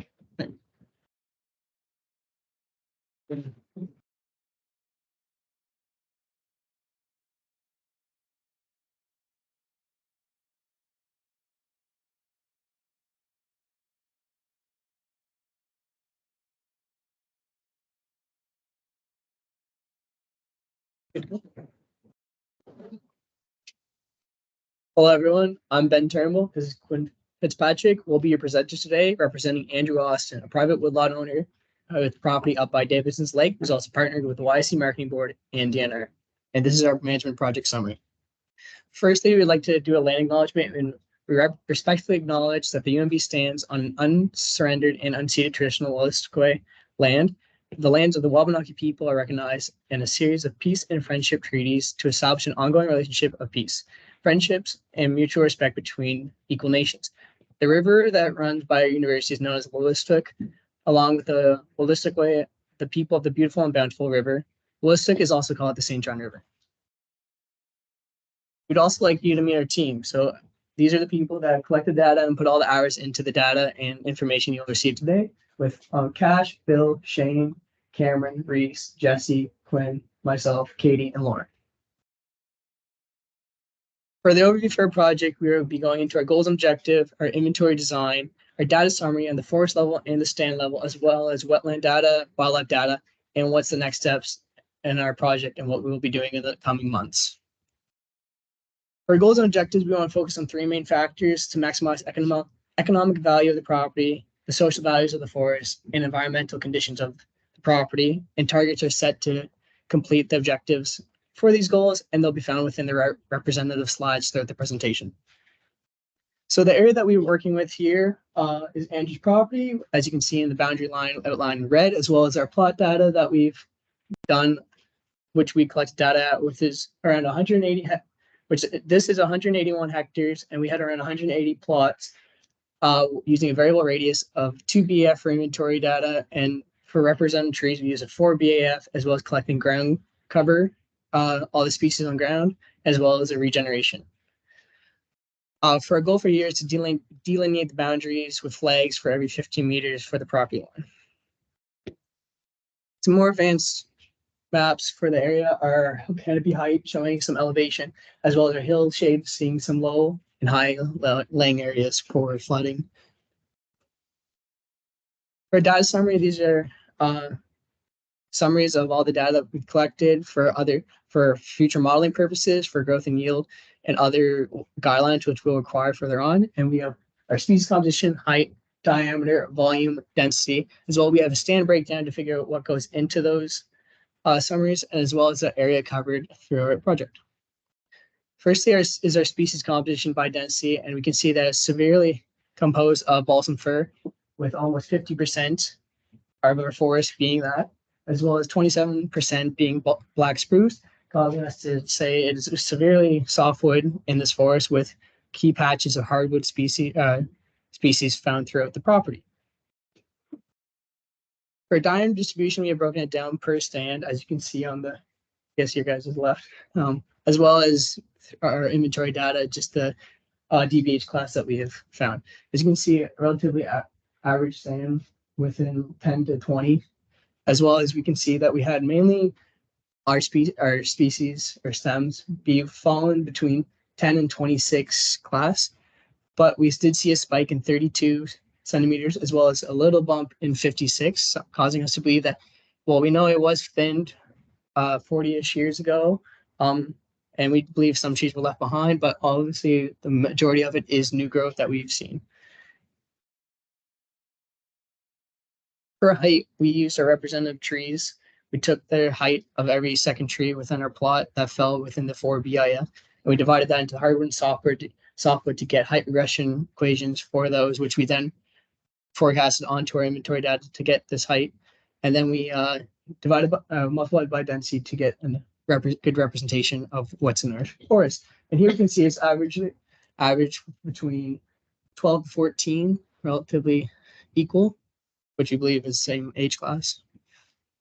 Going into volume, we found that relatively low in certain areas, but 916 where our bigger areas with the most area, and we believe those are where the bigger stems are, as we do see it has a higher volume than most. And compiling all the volume from the stands, we found that there's 15,025 cubic meters in the total forest, and breaking down that's on average of 83 cubic meters per hectare. For density, we found relatively similar, with our larger stands being between 1,000 and 1,500 stems per hectare, with relatively lower areas in 12 and 17, deeming we believe that certain areas were thin, certain weren't. And we will use this data for certain guidelines, as for certain treatments will be required to know the density of the stands. So we want to tell you what goes into all those numbers you just saw. So we broke down one stand to kind of show you the numbers. Here we have stand 16, which is a higher volume area. As you can tell here in the pictures, it was relatively well spaced out with bigger stems. It was a larger area, which is why there was so much volume. Here we have a picture of the map of the area. It's really large, but within that species composition was balsam fir and black spruce, which is representative of the forest level. And here we have our average weighted height, weighted density, weighted DBH, and as well as our average basal area and the total volume of the stand here, those are numbers that went into the graphs you saw previously.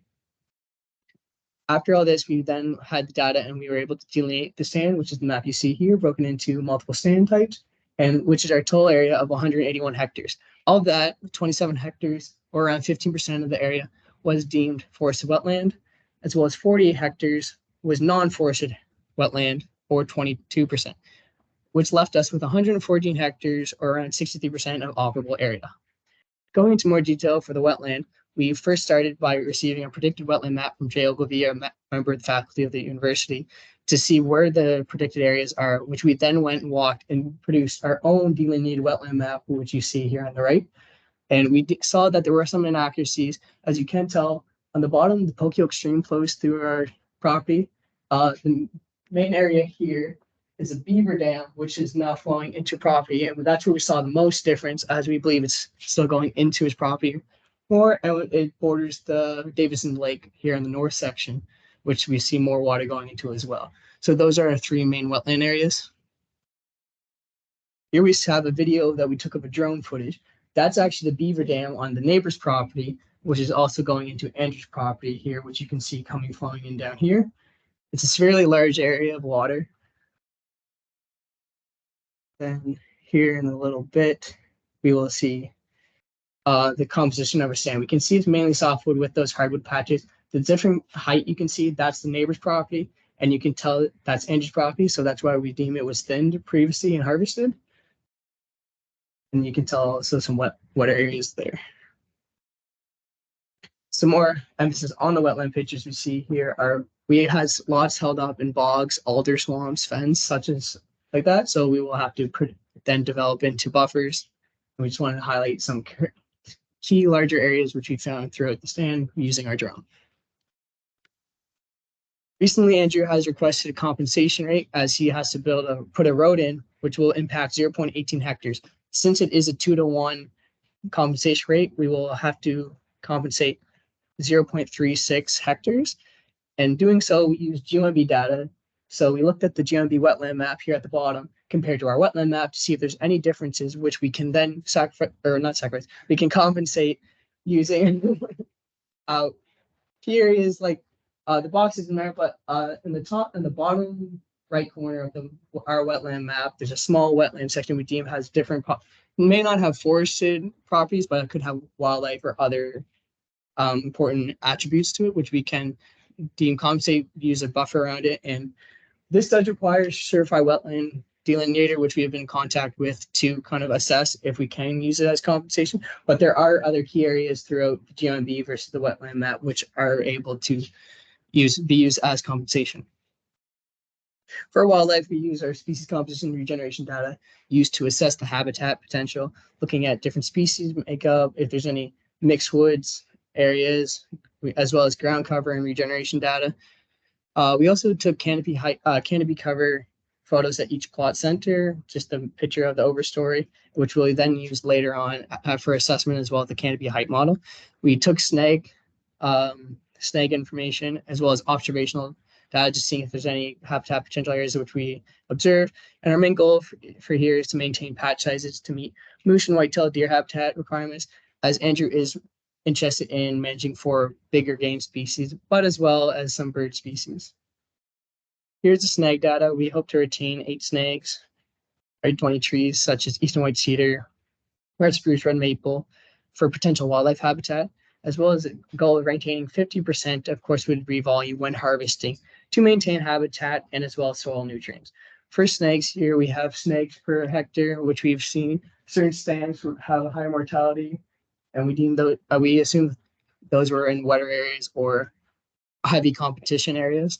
And then, as well as we took the decay class, which we have the average decay per stand, which shows relatively 1 to 3 being made, but with some being 5, almost 6, which is because certain species require different decay classes. Here's a representation of all the ground cover data we collected. So all the species we found throughout the plots, mainly being species that indicate they're poorly drained, and some species which we saw everywhere, with like sphagnum moss, dicranium, bunchberry, which we'll use later on for habitat assessments. As well as regenerational data, we found there's good representation of our overall inventory, as we saw quite a lot of balsam fir saplings in different stages, such as early, which was all species under 30 centimeters, versus middle class, which was 30 centimeters, 130 centimeters, and as well late stage, which is 130 centimeters or more, with but under 10 centimeter DBH class, which we didn't take an inventory in our merchantable inventory data. For auditing purposes, we did a 10% intensity, leaving us with 13 plots to audit. We used the same inventory design, collecting representative tree with a 4 BAF, inventory data with 2 BAF and variable radius, as well as collecting ground cover and regeneration data in a 3.99 fixed area plot around the plot center. Using the audit and inventory data, we compiled t-tests in multiple different areas. As example, here we have our average DBH and average height of our representative trees, comparing our audited versus our inventory data, which gave us t-values and p-values showing that there was little to no significant difference in our inventory data. So moving into our next steps after Christmas, we have some things that we're going to do as a team. We're going to research more things. We're going to set targets within our group, and we're going to plan a timeline ahead. So over Christmas break, we're going to kind of break up the team into research, and different members are going to research some different things. So some key things that we want to research are, of course, things based off the landowner's goals. So we're going to research some things about biochar. So look more into that and how that works, and if there's any subsidies for biochar. We're going to look into carbon, and something else that's big to our landowner is lease for hunting, as he wants to promote more things for that and have people onto the property to do some of that. So we want to look into some regulations for that and see if there's any steps that need to be taken for that. And non-timber forest products is another thing that we're going to research. And a key thing that we're going to look at is for moving forward is legislation, permits, and guidelines. So what do we need to figure out going ahead in our management plan, like things such as buffers, and for building roads, like what we need and what we need to look for. Operational planning is another thing that we're going to research. So we need to look at our stand data and find out what harvest types and what treatments we're going to do based off our stand type and the composition of our stands. And we're going to do a stand assessment for each stand to figure out which treatments we could do for these stands. And we're going to base this research off the YSC guidelines, because essentially we want to get as much funding as we can to lower our costs for the landowner. So if there's any subsidies we can do through YSC, we definitely want to look into that and base our research off of that. And we're also going to do some further GIS with some roads things and looking at more stuff with wetlands. And we're going to run some disturbance scenarios. So for modeling, due to the area of our land and what we want to do, we're going to use Woodstock to model our data.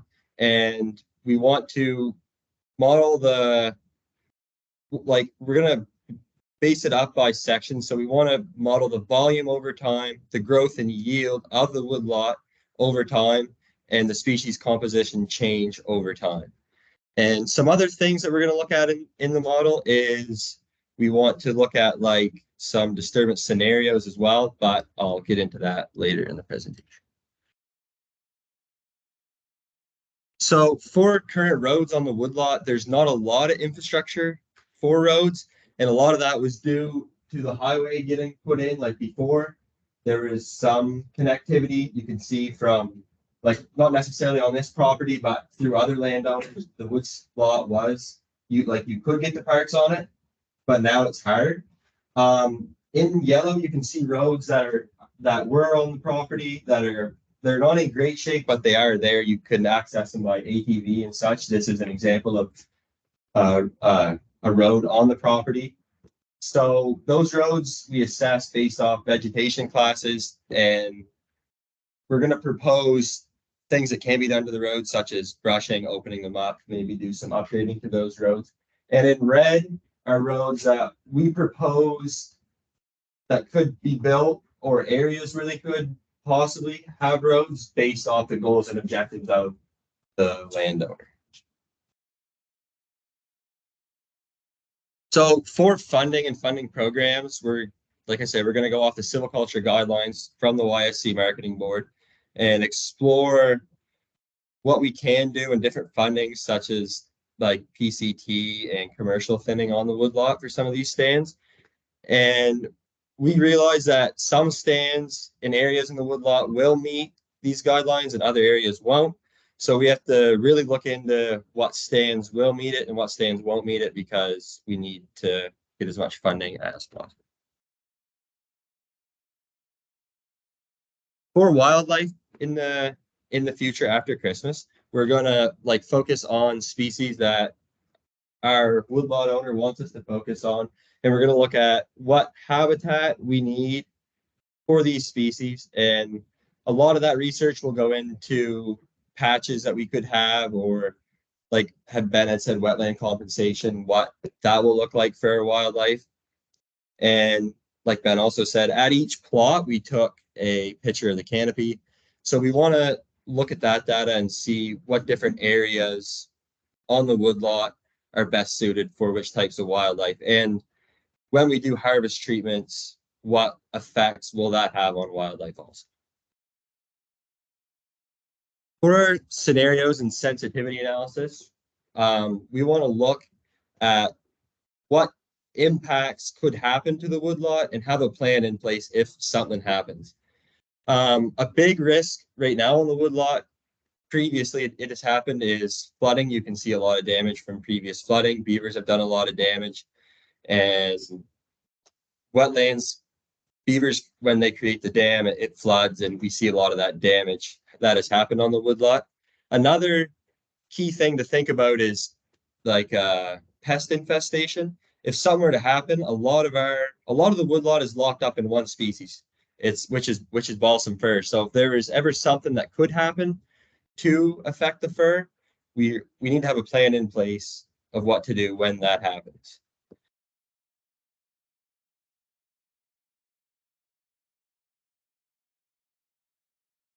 Something else that we're going to do is create a project planner. So we're going to set timelines and schedule within our group. And so that way there, we're staying on track and we're creating things to help one another. And we're also going to set due dates so we can that'll keep us on track. So like, for example, we want to have our model done by February. And we're also going to track our hours and work effort that's put into the project in the Christmas break, or over after Christmas also. Thank you. And if you have any questions.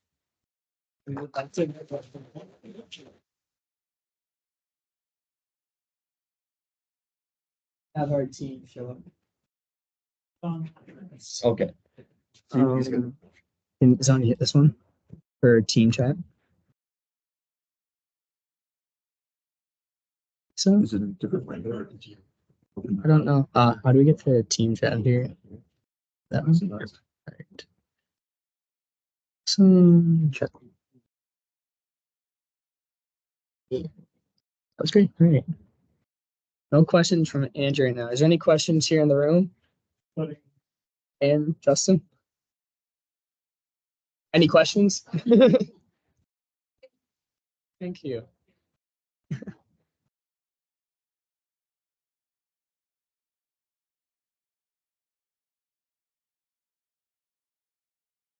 As far as wind firmness goes, I think like a lot of the species is balsam fir, and due to some of the areas and the conditions of the site, since it's not well drained, like I think there is some possibility of some wind damage that could possibly take place, but I don't think it would really be affected now, but possibly in the next 10 to 20 years, it could be likely if like a big hurricane event or something were to happen of that. We figure it's around 40 to 50 years old. Yeah. You guys obviously.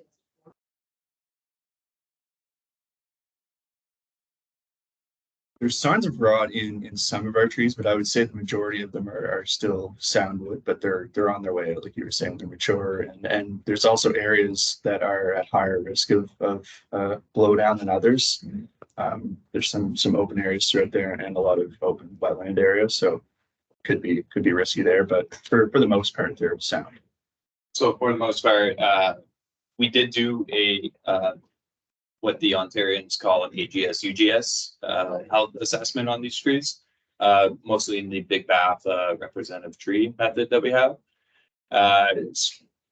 It's something that I think we forgot to admit, but 50% of the trees showed signs based off their criteria and the Northern Hardwoods criteria, which is similar, of what is a declining fir. And as we did as well in other tree species. So it is kind of looking, based on the ecology of these trees and, the rotation ages and all of this. And what we see in the field, there is times that there is things that we can do with the marketing board that probably would, it would probably be a good idea to go fund into maybe some commercial things or commercial things.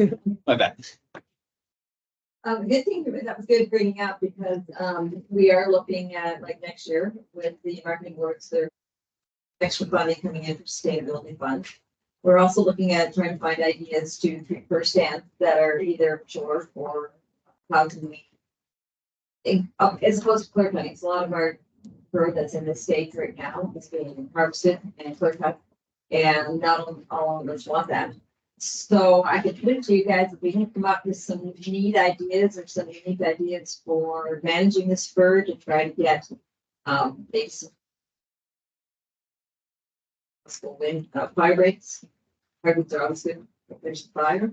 To see if you can come up with something and then encourage either yourselves or the owners to talk to me because we are looking for maybe some browsing for stands and things like that. So just keep that in mind when you're doing. Absolutely. For some of the stands, meeting Andrew's goals, he's open not to do just clear cuts. We got at least not 100% clear cuts if they can avoid it. And some of the species that happens to be left over from previous cuts happen to be red spruce and hemlock. There is small components and some white pine. So there is ways for us to get those more resilient trees in there and to kind of, fix the successional pathway the stand is going. And so maybe perhaps we could explore with you whether tree marking is a thing in New Brunswick or not, but some maybe positive to show operators what not to take out because sometimes it's hard on the ground. And so that would kind of meet some of these objectives, whether it's being patchwork or retention patches, and to get there. Good ideas. We don't typically do tree marking here. However, if by a special activity, then we can certainly look at that. And the other thing, I was just very recently this week in a meeting, there may be some funding coming for a couple of woodlots in the YC area for next year in helping identify some legacy trees, wildwood trees, retention trees. I know in Nova Scotia that it's actually funded, but it's not funded here. So, that's something, and I know you've already been out there, but I suspect you'll be back again, maybe identifying and looking at marking unique trees that should be, whether it's wildlife related or, seeds or something that's unique about these trees. Especially with Andrew, he seems very keen to retain those kinds of things. And so that is something new too. That's just very, very new. Maybe some funding with that. It's awesome. Quickly, Andrew has something here. Says if you're in the room, and he says maybe you could speak on species migration when planting in terms of the specifics with YSC marketing board. Okay, species migration. Yeah. Okay. So there is a concern report, obviously. We're definitely not doing well in this area, especially with the climate. I think a lot of people already identified that. So the idea to transition out of the stand if possible isn't a bad idea. You don't have to go and eradicate it. It's not going to cure open. But over the next few years, the possibility now, not seeing the ground, I see it's very wet, but again, the hardwood component, if we can move some more hardwoods into this area, definitely. It's whatever goes. Great, and knowing what should be up and coming in the idea of one of climate fund. So should we be getting a little more red maple? I don't know if we get sugar maple. That's kind of an off one. You might be able to get some yellow birch because of my wet area. And it could possibly be maybe we need to go plant, maybe we need to bring some citizens in to help over this. It's not gonna happen overnight and it might be more of a treatment regime. But we are definitely looking at that and want to continue to invest in that. That answer Amber's question a little bit? So good to know, he says. Thank you. Also, just so that you, I know Andrew has been in touch with me, we do fund the small road program of the market board. He's got an application.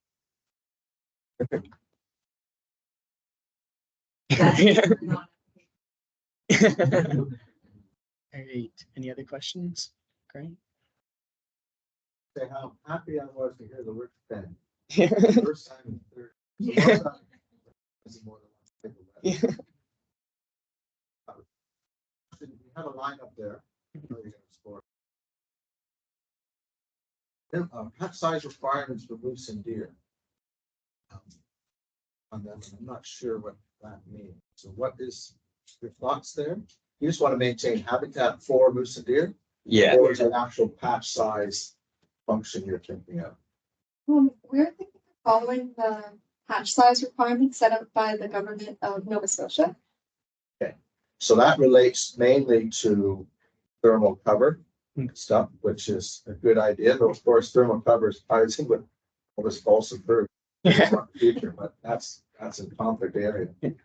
We'll just say for the landowner and for you folks, it's, you know, there's gonna be a bunch of these things that will compete against each other. Some of these objectives are dueling. Yeah. Yes. And it's gonna be hard to do both.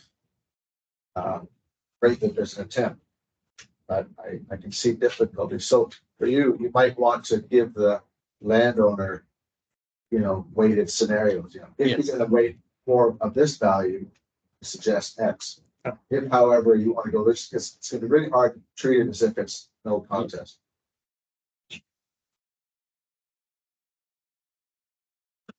Yeah, you mentioned social value at the beginning, but I'm wondering what social values you intend to manage for, and why does the owner care? Private land. One of the objectives of our client that we didn't touch on super heavily in the presentation was that he wants to create an educational space for you know young people and others, and that's part of the reason that we've got such a broad scope for objectives. It's because he wants to be able to teach about a lot of different things, and there's a lot of different things to offer from that wood outside. That's add on to Reese's also money. If he can make some money off anything other than timber, that's going to take a long time to grow from now. That's something he's going to want to look into, especially with hunting. Again, educational stuff, probably non-timber forest products, including carbon sequestration. I know we talked to him about it and it wasn't much of an interest, but Jason is adamant that we should stay on this and we're going to, so it's something that we're definitely gonna try to swing for the fences. Just a pragmatic question. Can you access the property off the 4-lane? No. So this is almost the issue of our project. It's access. Because it's like, it's his property, then his neighbor, then it's Avianacoic land, then it's freehold land, and we're surrounded. Then wetlands. Wetland, yeah. Are there issues about getting to the back of the property to? So without beautiful sand.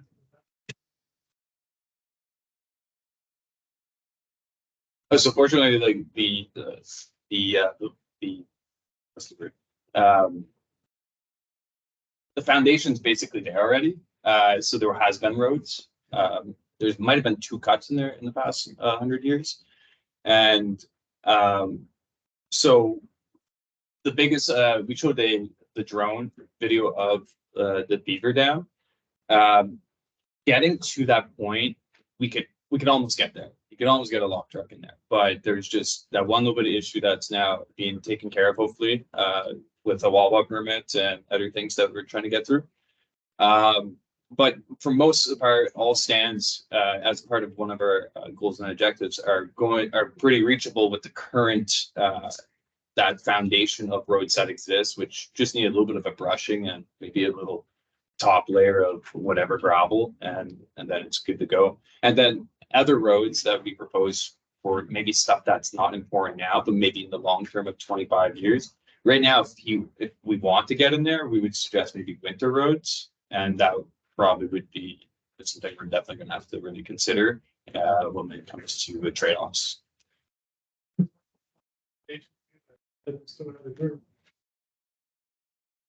Photography of my property back in 1944. 8 and 12 to 15-year intervals. What's really fascinating is that you can really understand a lot of the history, like what the forest composition might have been before the harvest, and pretty easy to find it. I don't recommend look at that history. One last question. Slide 17, is that a camp? It looked like there was a camp, and I didn't know if that was on any property. How do I? I'm just gonna exit out. Like 17. Otherwise, How do I? Or-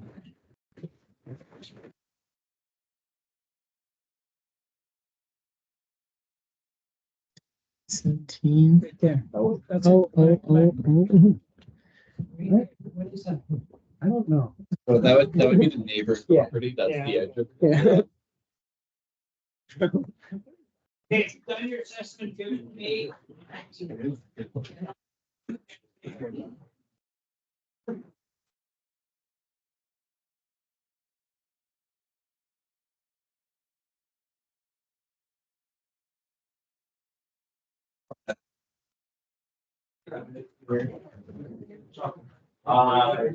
Like this room.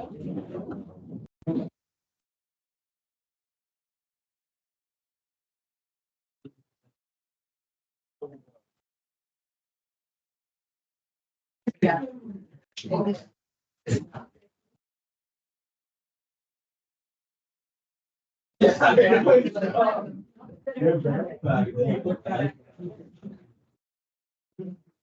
That's right, that's why. Good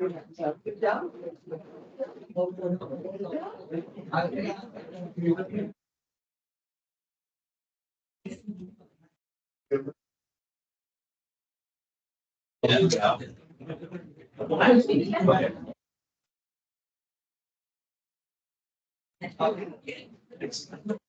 Yeah. Oh, yeah, no problem. Good job. Oh, you got it. Yeah. Nice work. I know, so.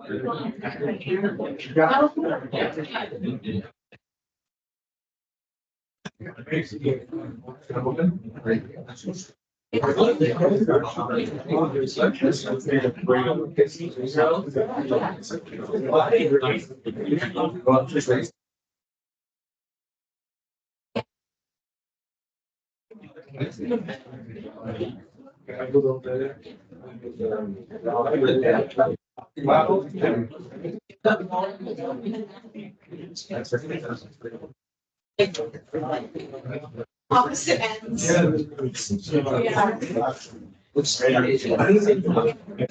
Right now it's not bad.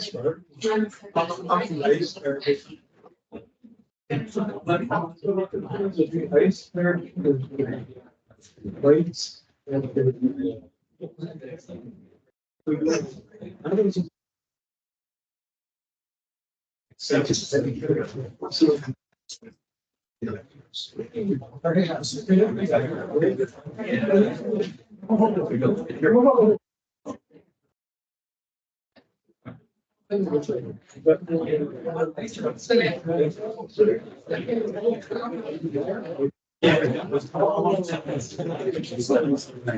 just changed the sizes and the arrows. Yeah. Perfect. I could actually pass this here to name it. I don't really need to, I guess, but I don't really know. Oh, from here.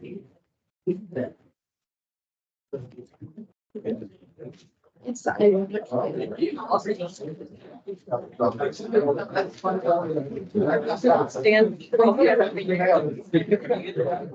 just like right here. Anything under here? It is being recorded. Okay. People are. Yeah, it doesn't matter to me. I can stand up. I can stand there. So wait, does that? Okay, yeah. There's. Doesn't matter. Yeah. We should just go stand up here. Oh.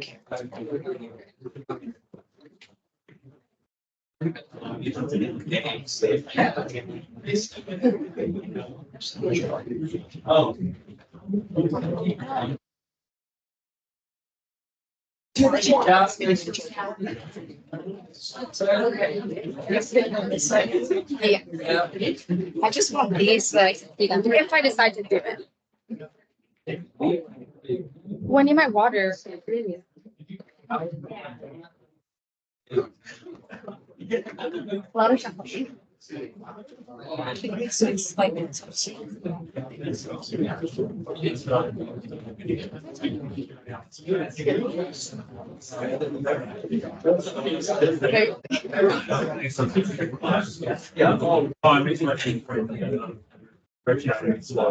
You control my jaw.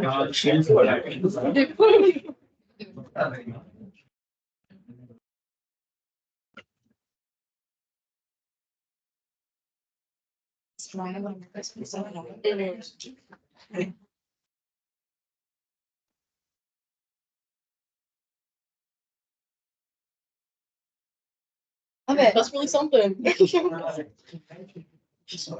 Are we gonna start or maybe start? Where's Jason? What? Oh. Wait. Yeah. So. Also start up.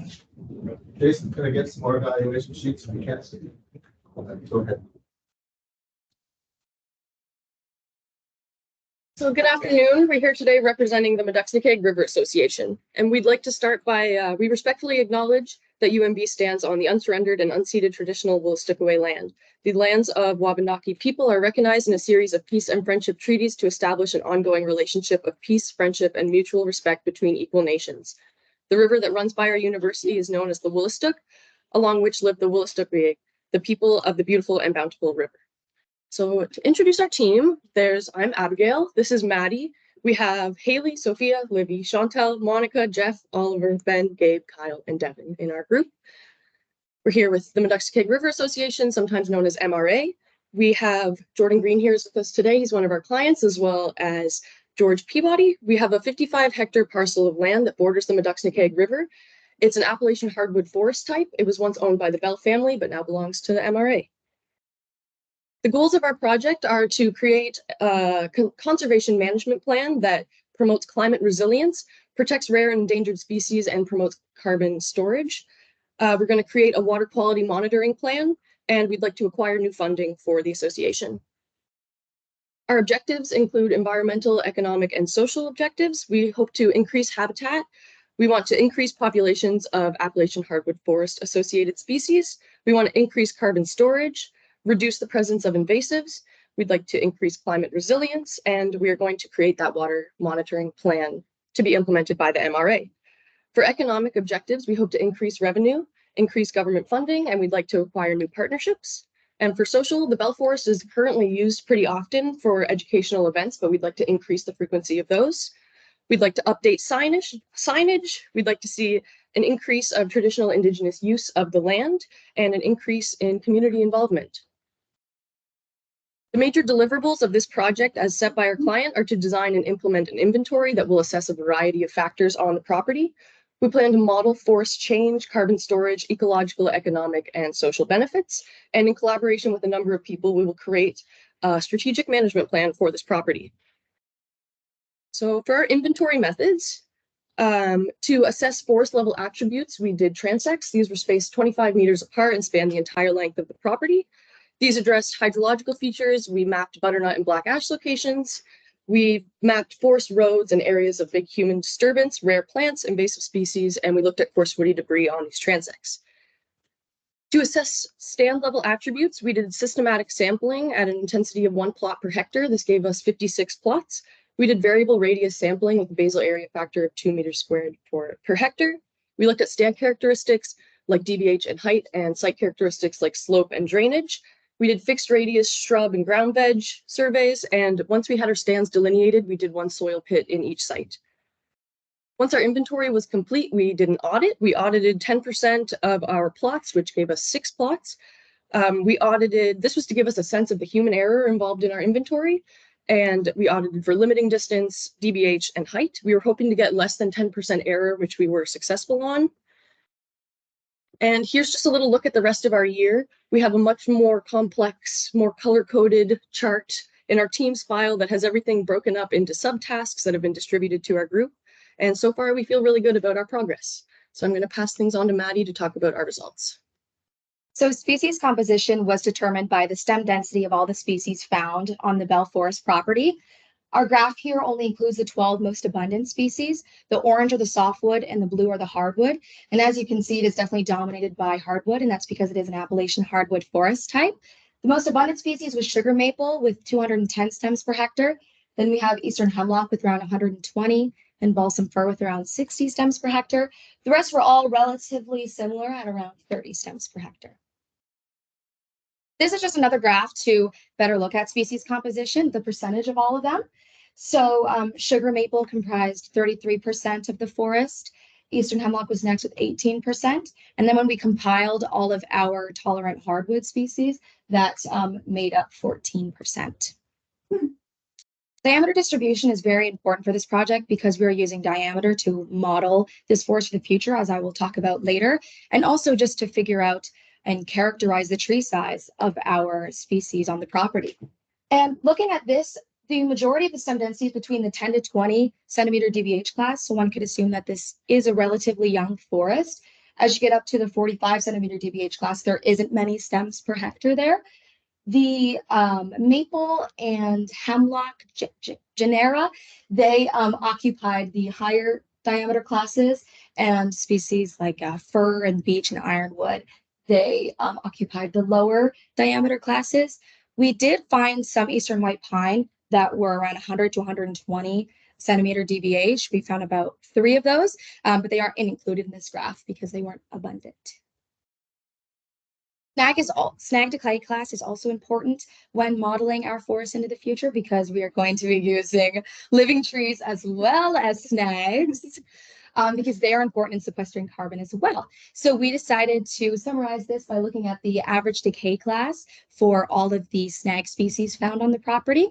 The most decayed species that we found was red maple with an average of 4.5, and we have the characteristics up there. So red maple, those snags, they had broken top, no limbs, and barely any bark left. Butternut down there, which I will go into in the next slide.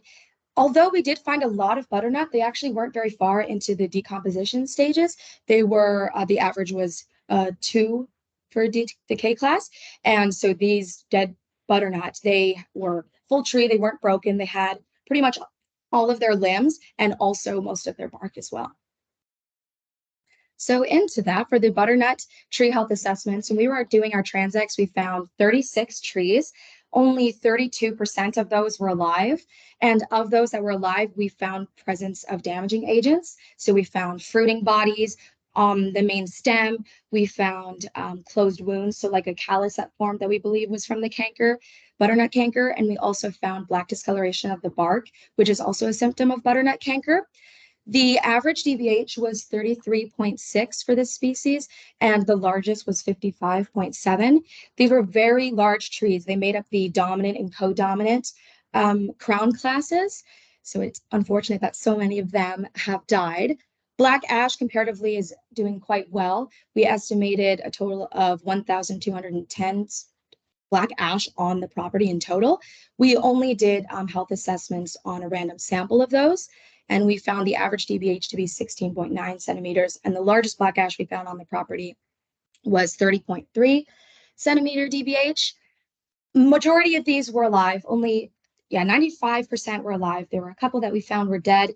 Of those that were alive, we found some damaging agents, like we saw frost crack on some of them, some wounding, but for the most part, they were doing very well, and they were within the codominant intermediate crown classes.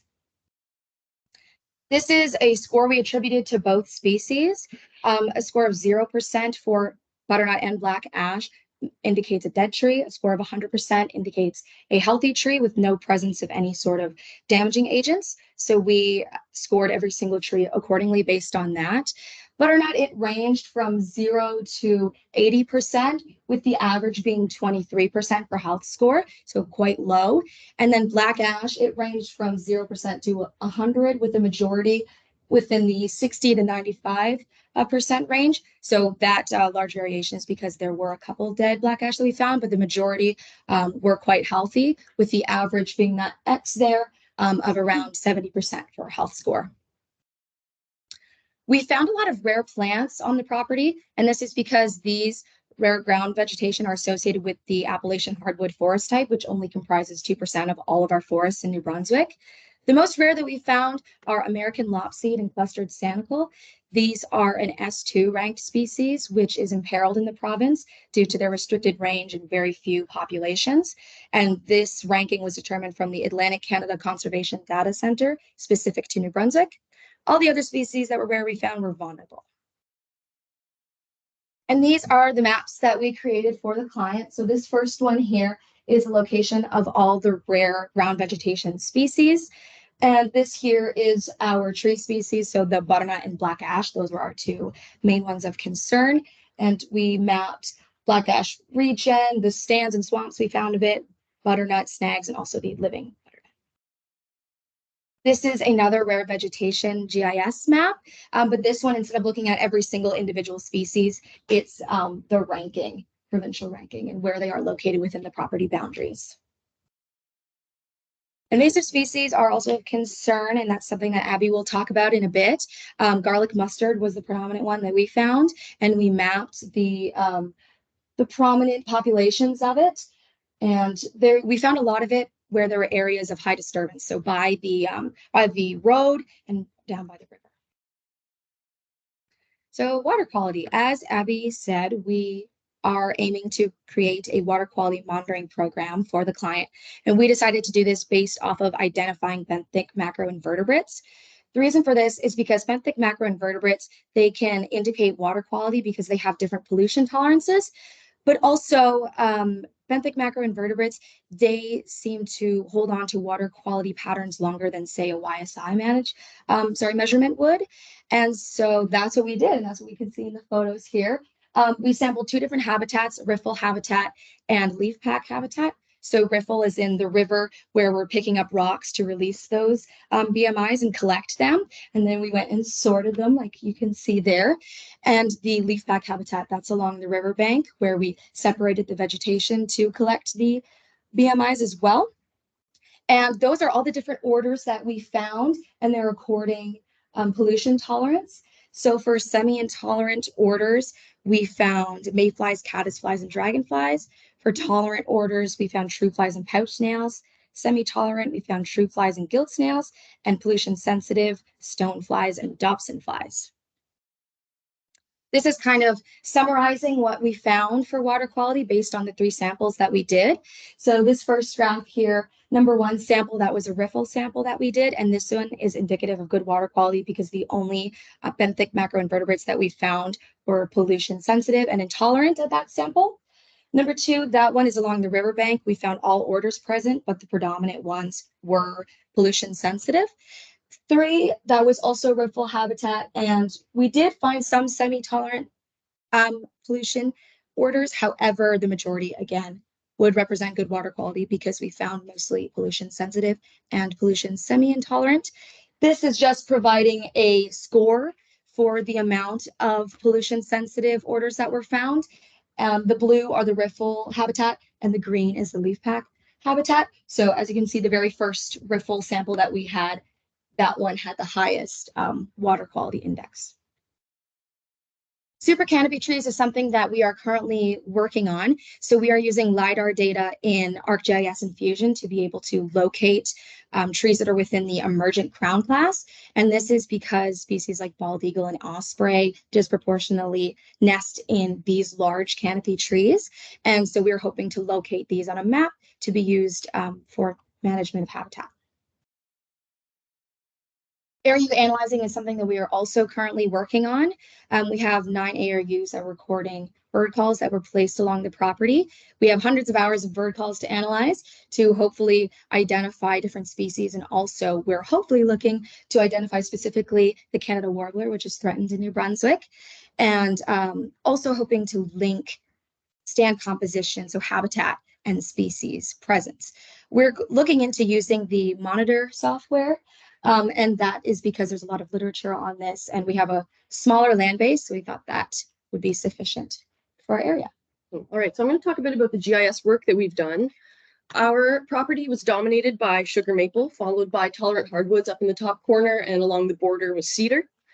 Using this stand delineation, we decided where our soil pits would be, and we ended up doing 4 of those in these locations. We wanted to understand the hydrology of this property. So using Avenza tracking, we mapped the streams. They looked like this. And finally, we're going to talk a bit about Furbish lousewort. So this is an endangered species that our client wanted us to look into. It's at a real risk of extinction. It's found nowhere in the world other than along the Woolastook in New Brunswick and Maine.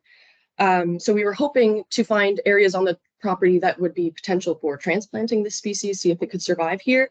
And there was that one little tiny spot identified, but we don't think it's really feasible for transplanting, seeing as it's not on the river and it's isolated. For our modeling, we are looking into using the Picus software. This is because, like I said earlier, we do have a relatively small land base, and this software will be sufficient in modeling our forest into the future.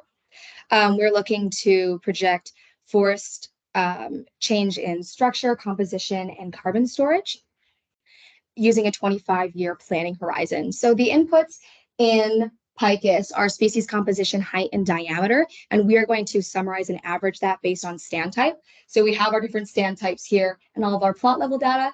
So we're going to summarize that based on the polygons for each stand type. And Picus will then produce an output of a 1 hectare block where we can see every single individual tree that's going to grow in that block for each stand type. And it indicates the species of that tree, the volume, and also the carbon storage. And with that, we're going to be modeling how the forest changes over time with climate change. And this is based off of Dr. Taylor's research.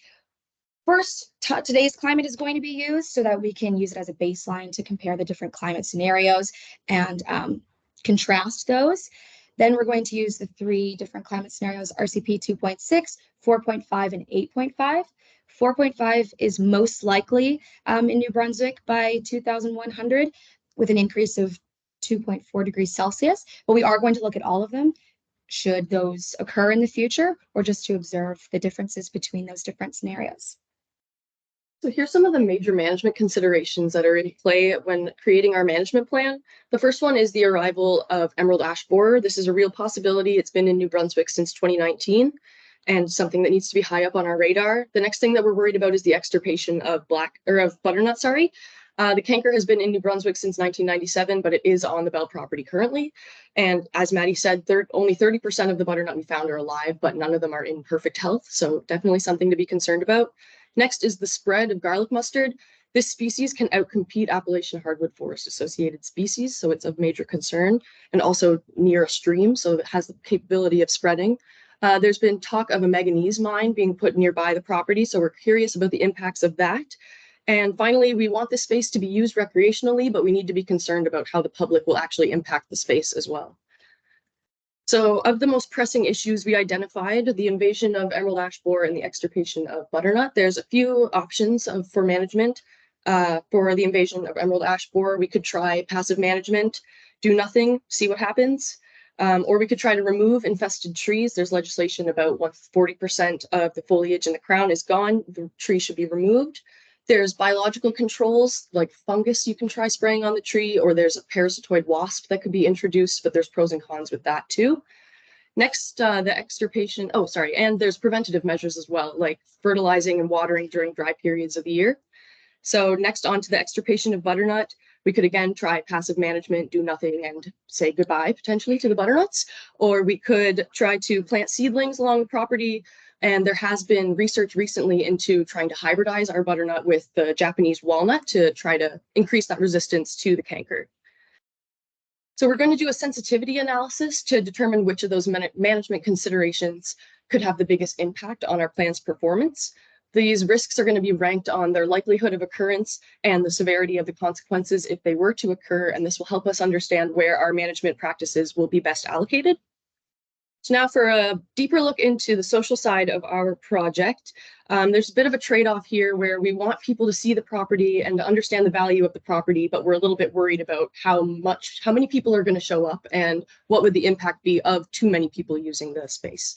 And so with that comes updated signage. We're hoping to increase the awareness of this space is special and unique and it should be protected. Another thing we're looking into is citizen science recruitment. This is to help accomplish those monitoring plans that we are going to create. We're looking into more partnerships. Potential ones are with the Tobic First Nation, the Nature Trust, Invasive Species Council of New Brunswick, the Willistic Nation of New Brunswick, and CFI. The MRA only has 2 staff members, so partnerships are essential for getting their goals accomplished. So finally, just a little bit of our administration. This table here is a bit old now. We've spent well over 800 hours working on this project. From our budget, we've spent over 1,700 and we have a little over 700 left. Yeah, so I just wanted to say thank you so much for your guys' attention. Thank you, Jordan, for being here today, and thank you to the professors. We look forward to your feedback.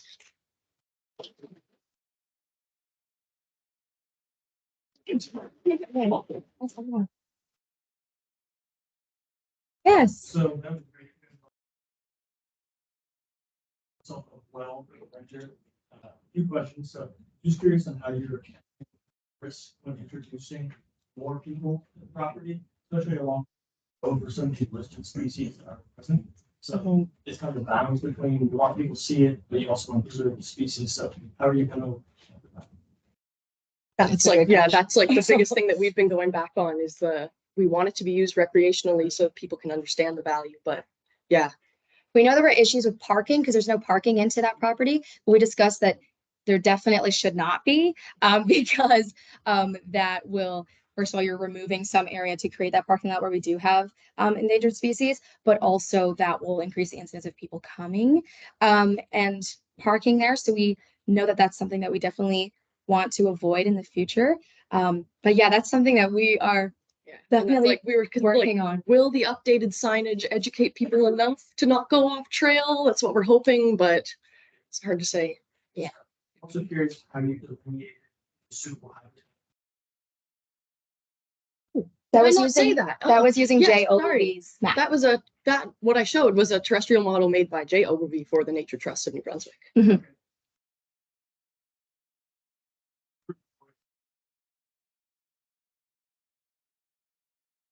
Not getting detections, but absence of evidence is not evidence of absence. So right. If you don't hear the bird, maybe something to look into is using literature to project expected suitable habitat, and then that's something that they could go forward with and put here using those locations when they should be following. Yeah. Yes, good. Great job. Thank you. Thank you. Yeah. I just had a question about the well sport. So you found one instance of it, but it was pretty far off the river.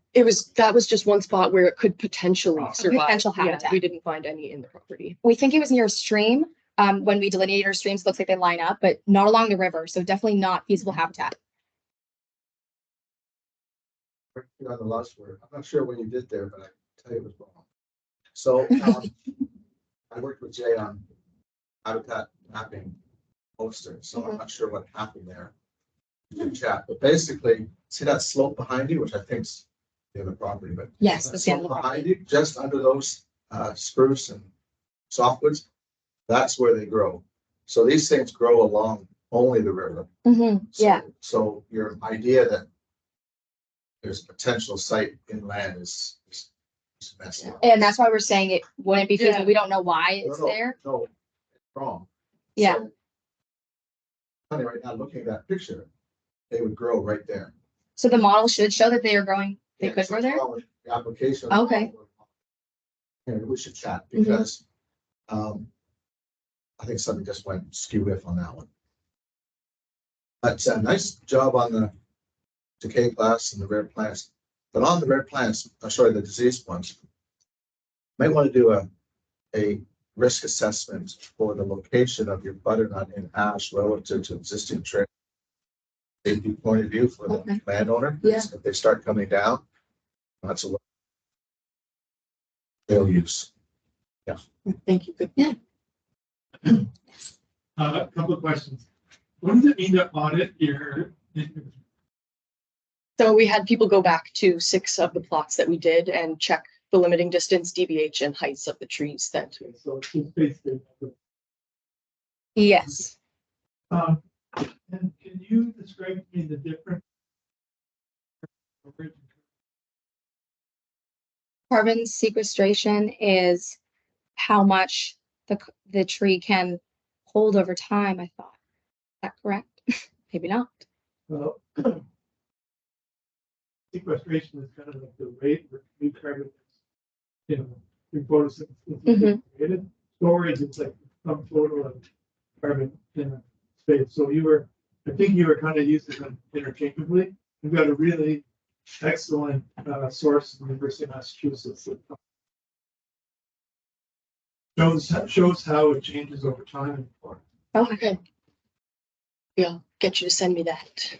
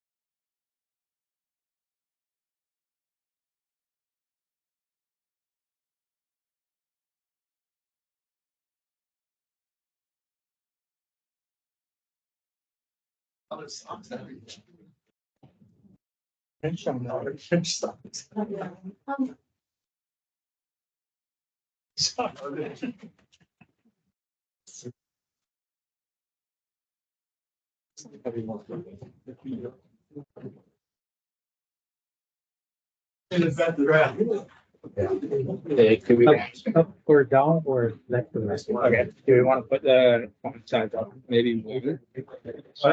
No, I think you're good. Yeah. It's you. No, I should. We'll do it. Yeah.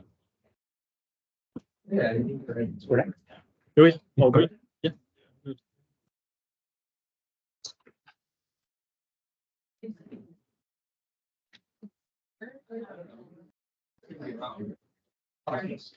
What's the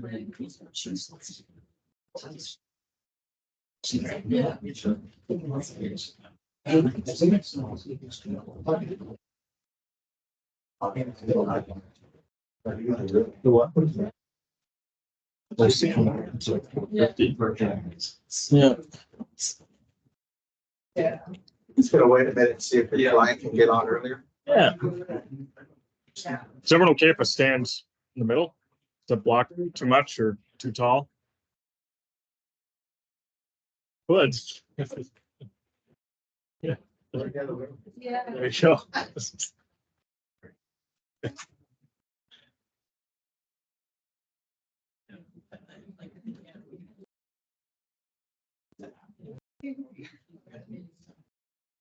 I'm doing them too.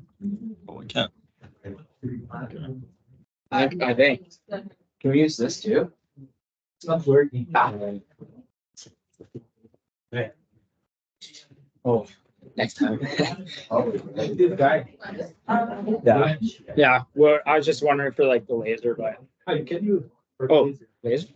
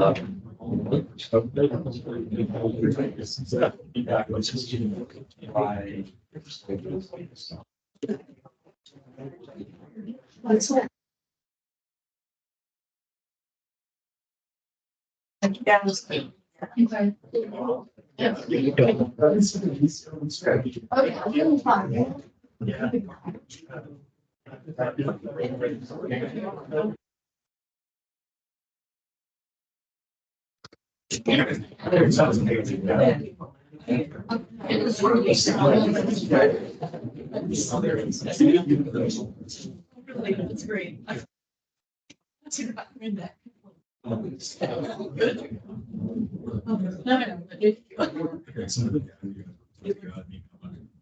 Oh, really good. Like, yeah.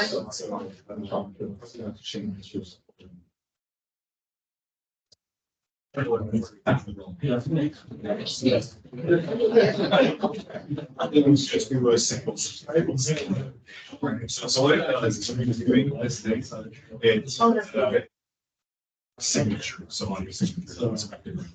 And so just the matching and the workers were snatching authorities. Much. We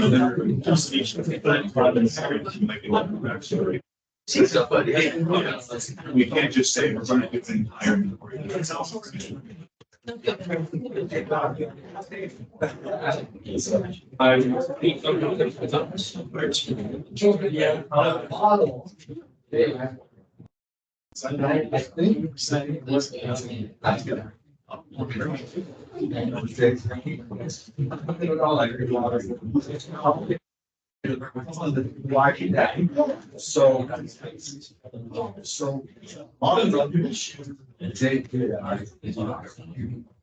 These seems like probably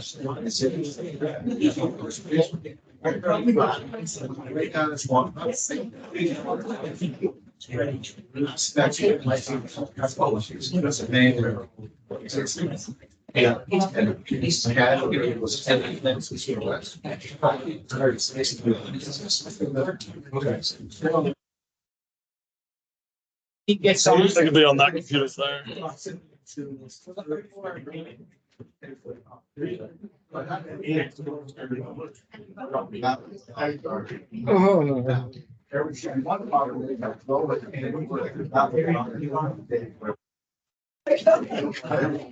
You're like the worst.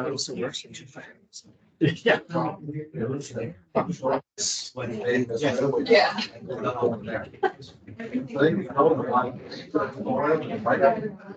Can you see us? Hey, Dan. Hey, Dan.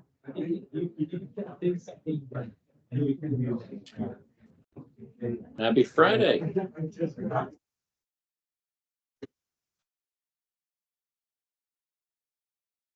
All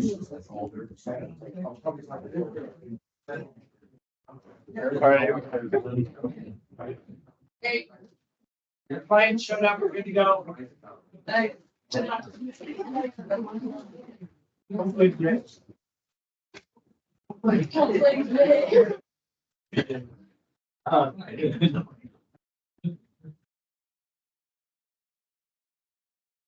Alrighty. So my name is Lorenzo Balagmastai. This is Garrett Lindout. We're presenting for the City of Moncton Group today. Before we get started, we'd like to acknowledge that UNB stands on the unsurrendered and unceded traditional land of the Wolastoqey. The lands of the Wabanaki people are recognized in a series of peace and friendship treaties to establish an ongoing relationship of peace, friendship, and mutual respect between equal nations. The river that runs by our university is known as the Wolastoq, along which lives the Wolastoqey, the people of the beautiful and bountiful river. The Wolastoq is also called the St. John River. So today, we're just going to be going over our goals and objectives, some of our methods, some components of our project, including our social, water and wildlife, forest and fire, and our next steps for the coming the new year. So I said before, we conducted this project for the City of Moncton. We've been working with Dan Hicks, who's with us today via online, and we've been working closely with the Moncton communications team as well. So as part of our project, we created an integrated land management plan. We were here to design a forest and wildlife inventory, survey to understand social aspects surrounding the parks, and model forest fire via fuel loading. Here you can see our 3 parks, our most northern being Irishtown, central being Mapleton, and most southern being Centennial. Our total project area was approximately 1,020 hectares. As for our management goals, we decided to split our ecological goals into 3 zones, Zone 1 being conservation. These are minimal impact for people and usually for unique areas, so areas with species at risk or rare species. These zones are generally going to be in Irishtown Nature Park due to the size of it, and a lot of the area in Irishtown is not easily accessible by the public. Zone 2 is for recreation. This is a trade-off between conservation and public use. These areas are going to be used for trails, for walking, snowshoeing. And Zone 3 is unrestricted. So this is going to be for higher impact for Moncton development. A good example of this would be in Centennial, which is a forested park, but already has public pools. So the purpose of these zones was to kind of capture the variation functions of the 3 parks. And the rest of our goals include fire. So we're looking to understand fire risk surrounding the parks. This would be especially of interest for us around Irishtown and Centennial due to the suburbs near them. Financial, of course, we want to develop a feasible plan for Dan and the City of Moncton. And modeling for the future, we're looking at modeling under different climate scenarios and see how the forest could change. As for our methods, we chose to use enhanced forest inventory techniques based off the Canadian Forest Service. As such, using random sampling, we surveyed a total of 55 plots and established 5 permanent sample plots, 1 in Centennial, 1 in Mapleton, and 3 in Irishtown. We did culvert assessments and we compiled public observations from iNaturalist for species. As for our plots, we used a fixed plot radius of 11.28 meters and trees over 10 centimeters diameter at breast height were measured and identified, and every 5th tree was measured for height, canopy base height, also known as CBH, and live canopy base height, LCBH. Trees under 10 centimeters were counted as regen within a radius of 5.64 meters, and snags over 5 centimeters were counted and classified, and ground vegetation within 5 meters was also identified. So in total to date, we've put in 1,454 and a half hours. That includes our field work and data compilation. As for our social component, we've designed a survey that's set to be released come the new year. This is going to be used to try and understand the public's use of the parks, their perception of fire risk, and their opinion of the parks and how they're managed. And hopefully we can use this data to provide recommendations to the City of Moncton. As for our wildlife, a total of 808 species were recorded through iNaturalist. One key thing to note is that these 808 species do include wildlife, plants, fungi, lichens, all that sorts of stuff. 5 invasive species were identified in Centennial and Irishtown.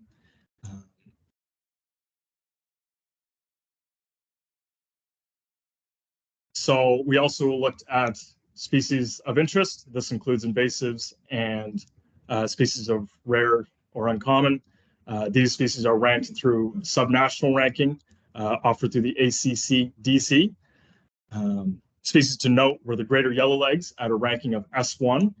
The question mark signifies that there's still not enough data to signify or to solidify a ranking of S1. And the B signifies that it is a breeding population in the province. Some other species to note are black-backed woodpecker, common nighthawk, and killdeer. For our public assessments, we assessed a total of 12 in all 3 parks. A quarter of these were determined to be of poor condition due to sediment blockage. All the culverts were measured for their outlet and inlet diameter, crust length and height, width of the stream inlet and outlet, and embeddedness, the material used for the culverts. These are all going to be used for later modeling purposes to understand maximum flow that each of these culverts can withstand in the event of a flood or a storm.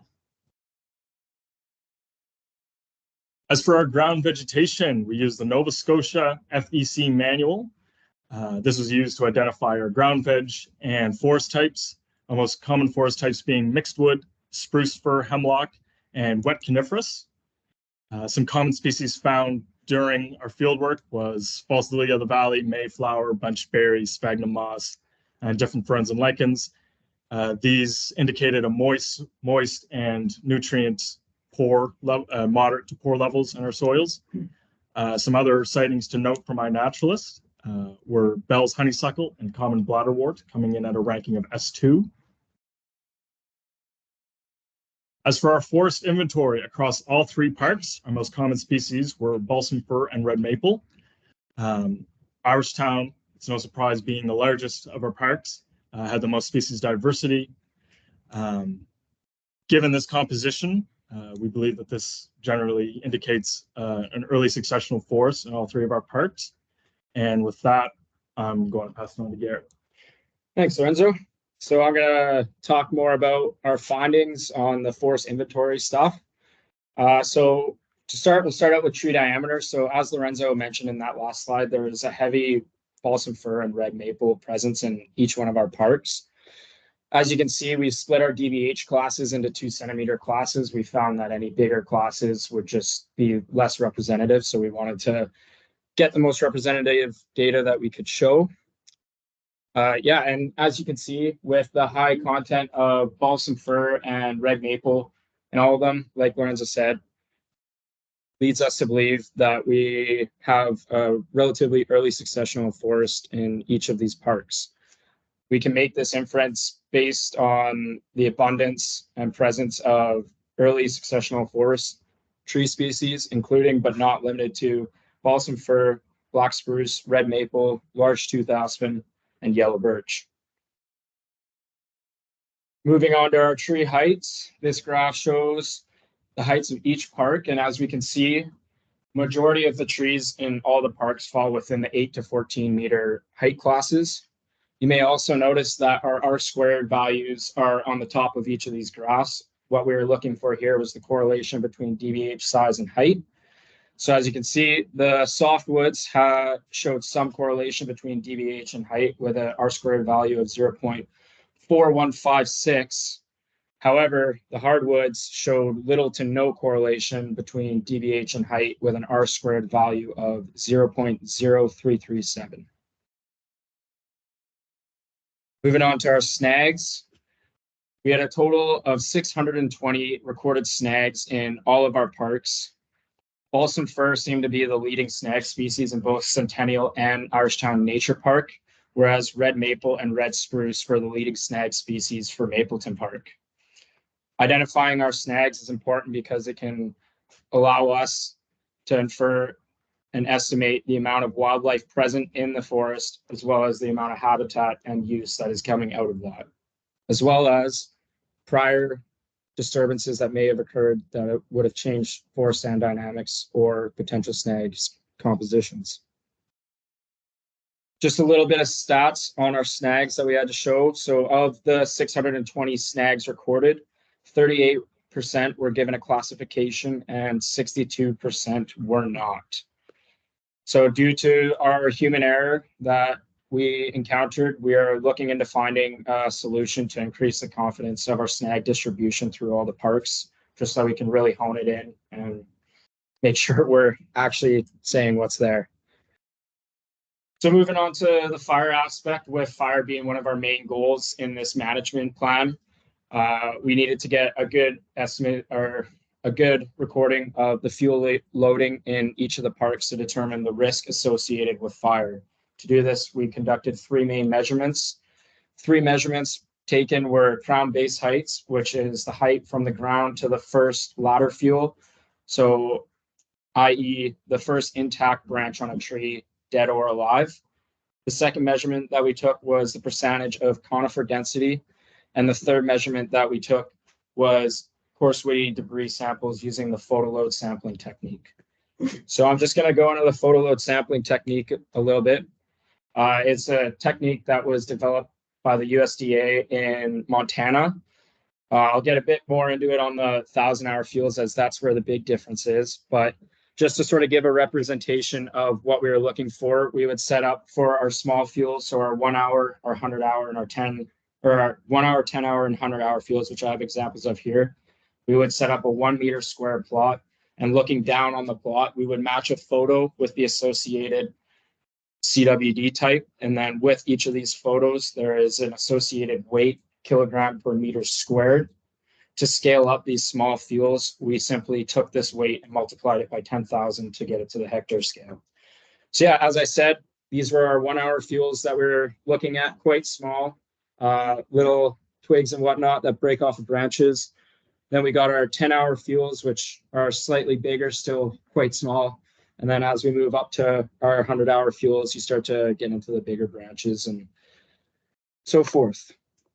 Moving on to our 1,000-hour fuels, there were two different 1,000-hour fuel classes. There was a 1,000-hour fuel class from 15.6 to 25.4 centimeters in diameter. And then our upper 1,000-hour fuel class was 25.4 centimeters and larger.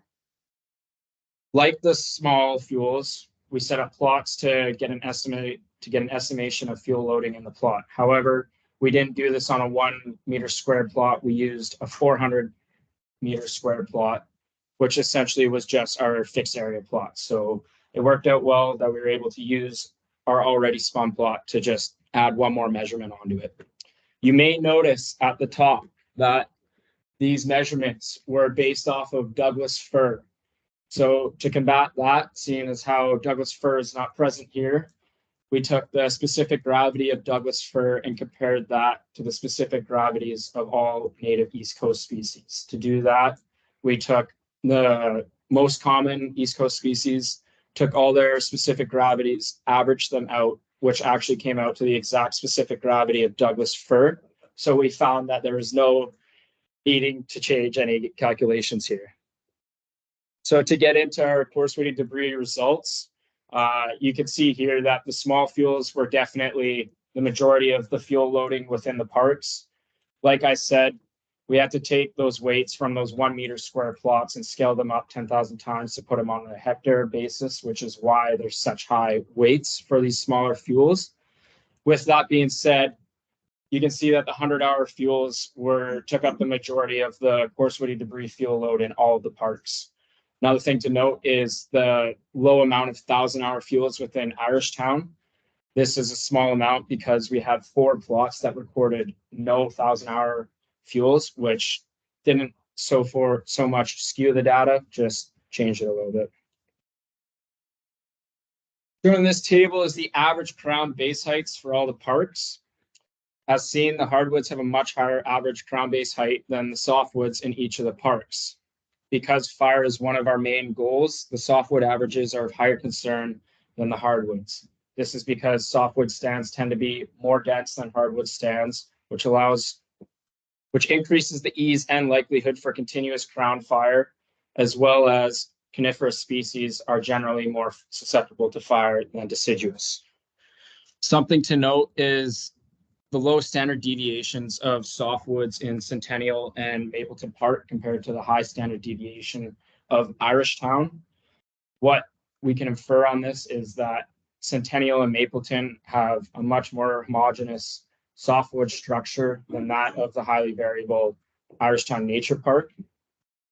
We do believe that the high variability in Irishtown is due to not only just the larger land base, but also the increased distribution of species within the park. So now we're going to get into our fuel loads. here we have maps showing the density of M2 fuel type and average crown base heights.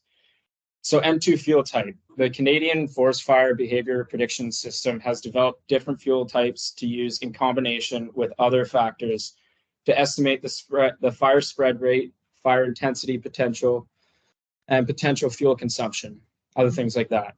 The M2 fuel type refers to mixed wood stands and is accompanied by a percent that refers to associated conifer density within that specified area. The M2 fuel type consists mainly of, but is not limited to, balsam fir, white spruce, black spruce, trembling aspen, white birch, and red maple. So how these correlate with these maps up here is you can see on the M2, this left map here in Centennial, there's a relatively low density of the M2 fuel type. And partnered with that, you can see that there is also a higher crown base height, lower crown base height with that. Moving on to Mapleton, you start to see higher densities of that M2 fuel type, which increases fire risk. And with that, also lower CBHs than that of Centennial. And now our biggest part of concern that we're focusing mostly on is Irishtown Nature Park. For us, you may notice that there is a higher density of M2 fuel types than both the parks. And the big area of concern for us is this community up here and the M2 fuel types right here. You may notice also that there is a significantly lower crown base height in this area, which increases our concern for this area, being that there is a community relatively new and is continuing to develop. So I'll zoom in here on this community. So as you can see, there's a relatively dense amount of this M2 fuel type. And outside the park, you can see that this community borders the park as well as continuing to be developed down this road. Why this is a concern for us is because you can see right in the map the amount of forested area between each of these houses, which just, again, is another increase in the risks to that area that we need to worry about. To give everyone a little bit of a visualization of how dense those stands were and what they look like in those dense areas, this is what they look like. You can see relatively dense, not huge trees, lots of low CBHs, as well as high amounts of coarse-weighted debris on the ground. What is important about this is that these photos were taken at plots that were spun right near the community of concern. So this gives you an idea of what the forest looks like surrounding that community. So moving on to what's next, we're into the next semester, we're going to begin modeling our forest fire models as well as our forest stand models to, like Lorenzo said, try to see how climate change is going to impact those. Going to create wildlife mapping of invasive species as well as S1 to S3 ranked species. We're going to model our culverts throughout the park through the HY8 software. Going to predict climate change impacts on the parks over time through our forest stand models. We're going to look to continue to create and update our continuous forest inventory plan so that Moncton has an up-to-date, true plan. And we're going to research legislation and policy compliance to make sure that we are following all guidelines, as we do have a bit more to follow, being that we are working with a city park and not just private land. With that, I'll open up the floor to questions.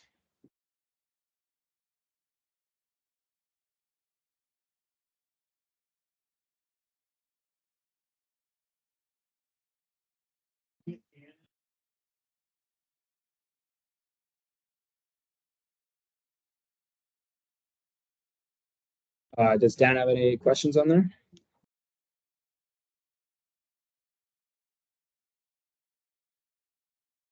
Well, so it looks like you guys have been busy. That's great. Can you hear me all right?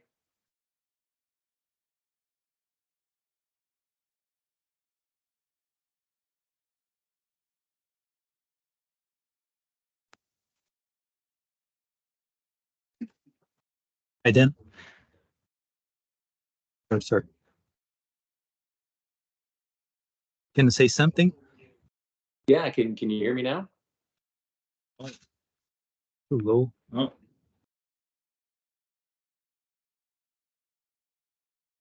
type of question. Like Colin.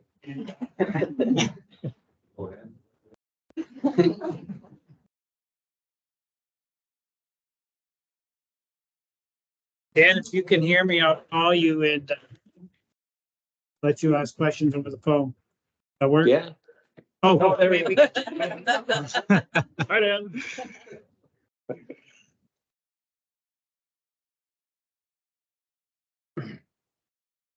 Um,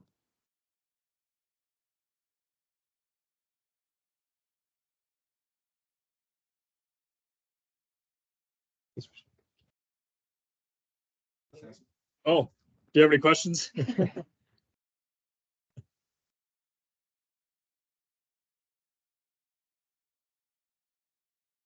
Yeah, he's Can you he's hear typing. us? Hey, Dan, you still got I us? think he's typing. Yeah.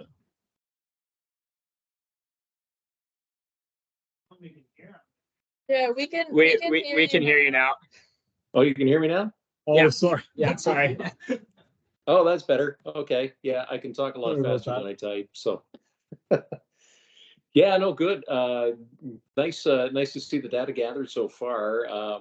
Not being a forest fire person in general, right? Like, some of your explanations, I don't necessarily understand fully yet. So, what an M2 fuel is and those types of things. Might appreciate a little more definition on that as we go forward through the project. You guys all know it fairly well by the sounds of things, but for the lay person like me, it would be helpful. Just nice to see the data so far, and looks like you've been using different tools than just your sample plots to get all of the densities. I'm assuming you use tools like LiDAR or other tools to get some of that data. Yeah, so the maps were all created with GIS using the random forest tool. It's a machine learning algorithm that takes our plot data and associates it with LiDAR point cloud statistics. And then it'll spit out like an inventory in a cell by cell basis. So each one of those cells is 10 by 10 meters. And it's an average of whatever variables we want to predict. So in the case of the two maps that we showed you, it was so our M2%, which is basically the percentage of conifers within each cells. So each one of those cells showed anywhere from 33% to 81% conifers within those cells, and then that's put across the whole land base. Oh, neat. So are you also using tools like the wetland mapping tools that the province provides that, we integrate groundwater prediction and into the mix as well, or? Yeah, that's something that we're going to look into come the new year, and as well as identifying water bodies that can be used for fire suppression.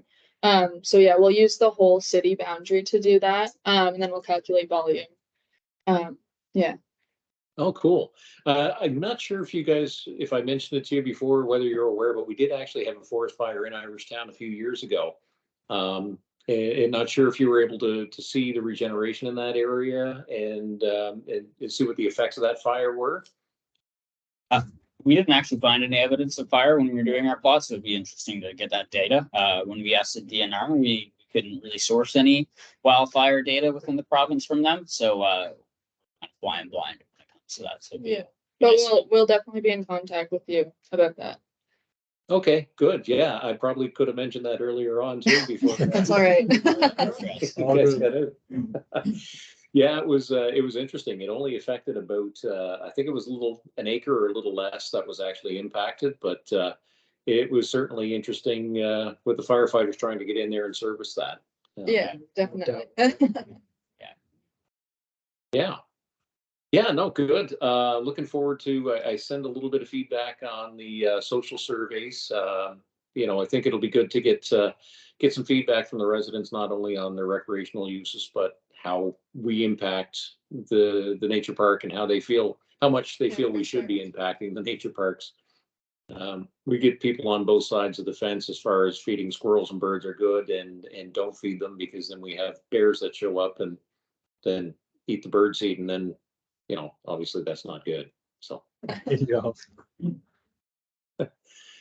yeah, Well, great. yeah, if you don't have any more questions, we're gonna open it up to the floor. Great. Tom, Thank go you. ahead. First, with a comment, a couple of times you've said fire is one of our main goals. Yeah. I think it actually. Yeah. You don't want fire, you want to be. Oh. Very Yeah. inspiring.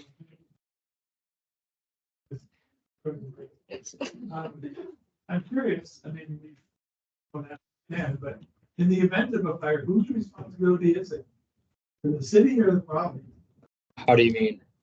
If you respond to it. Yeah. To be the first responder to that fire. Like, city fire departments are kind of built for structure fires, and the provincial fleet is really built for wildfires. And a wildfire in a urban setting, so.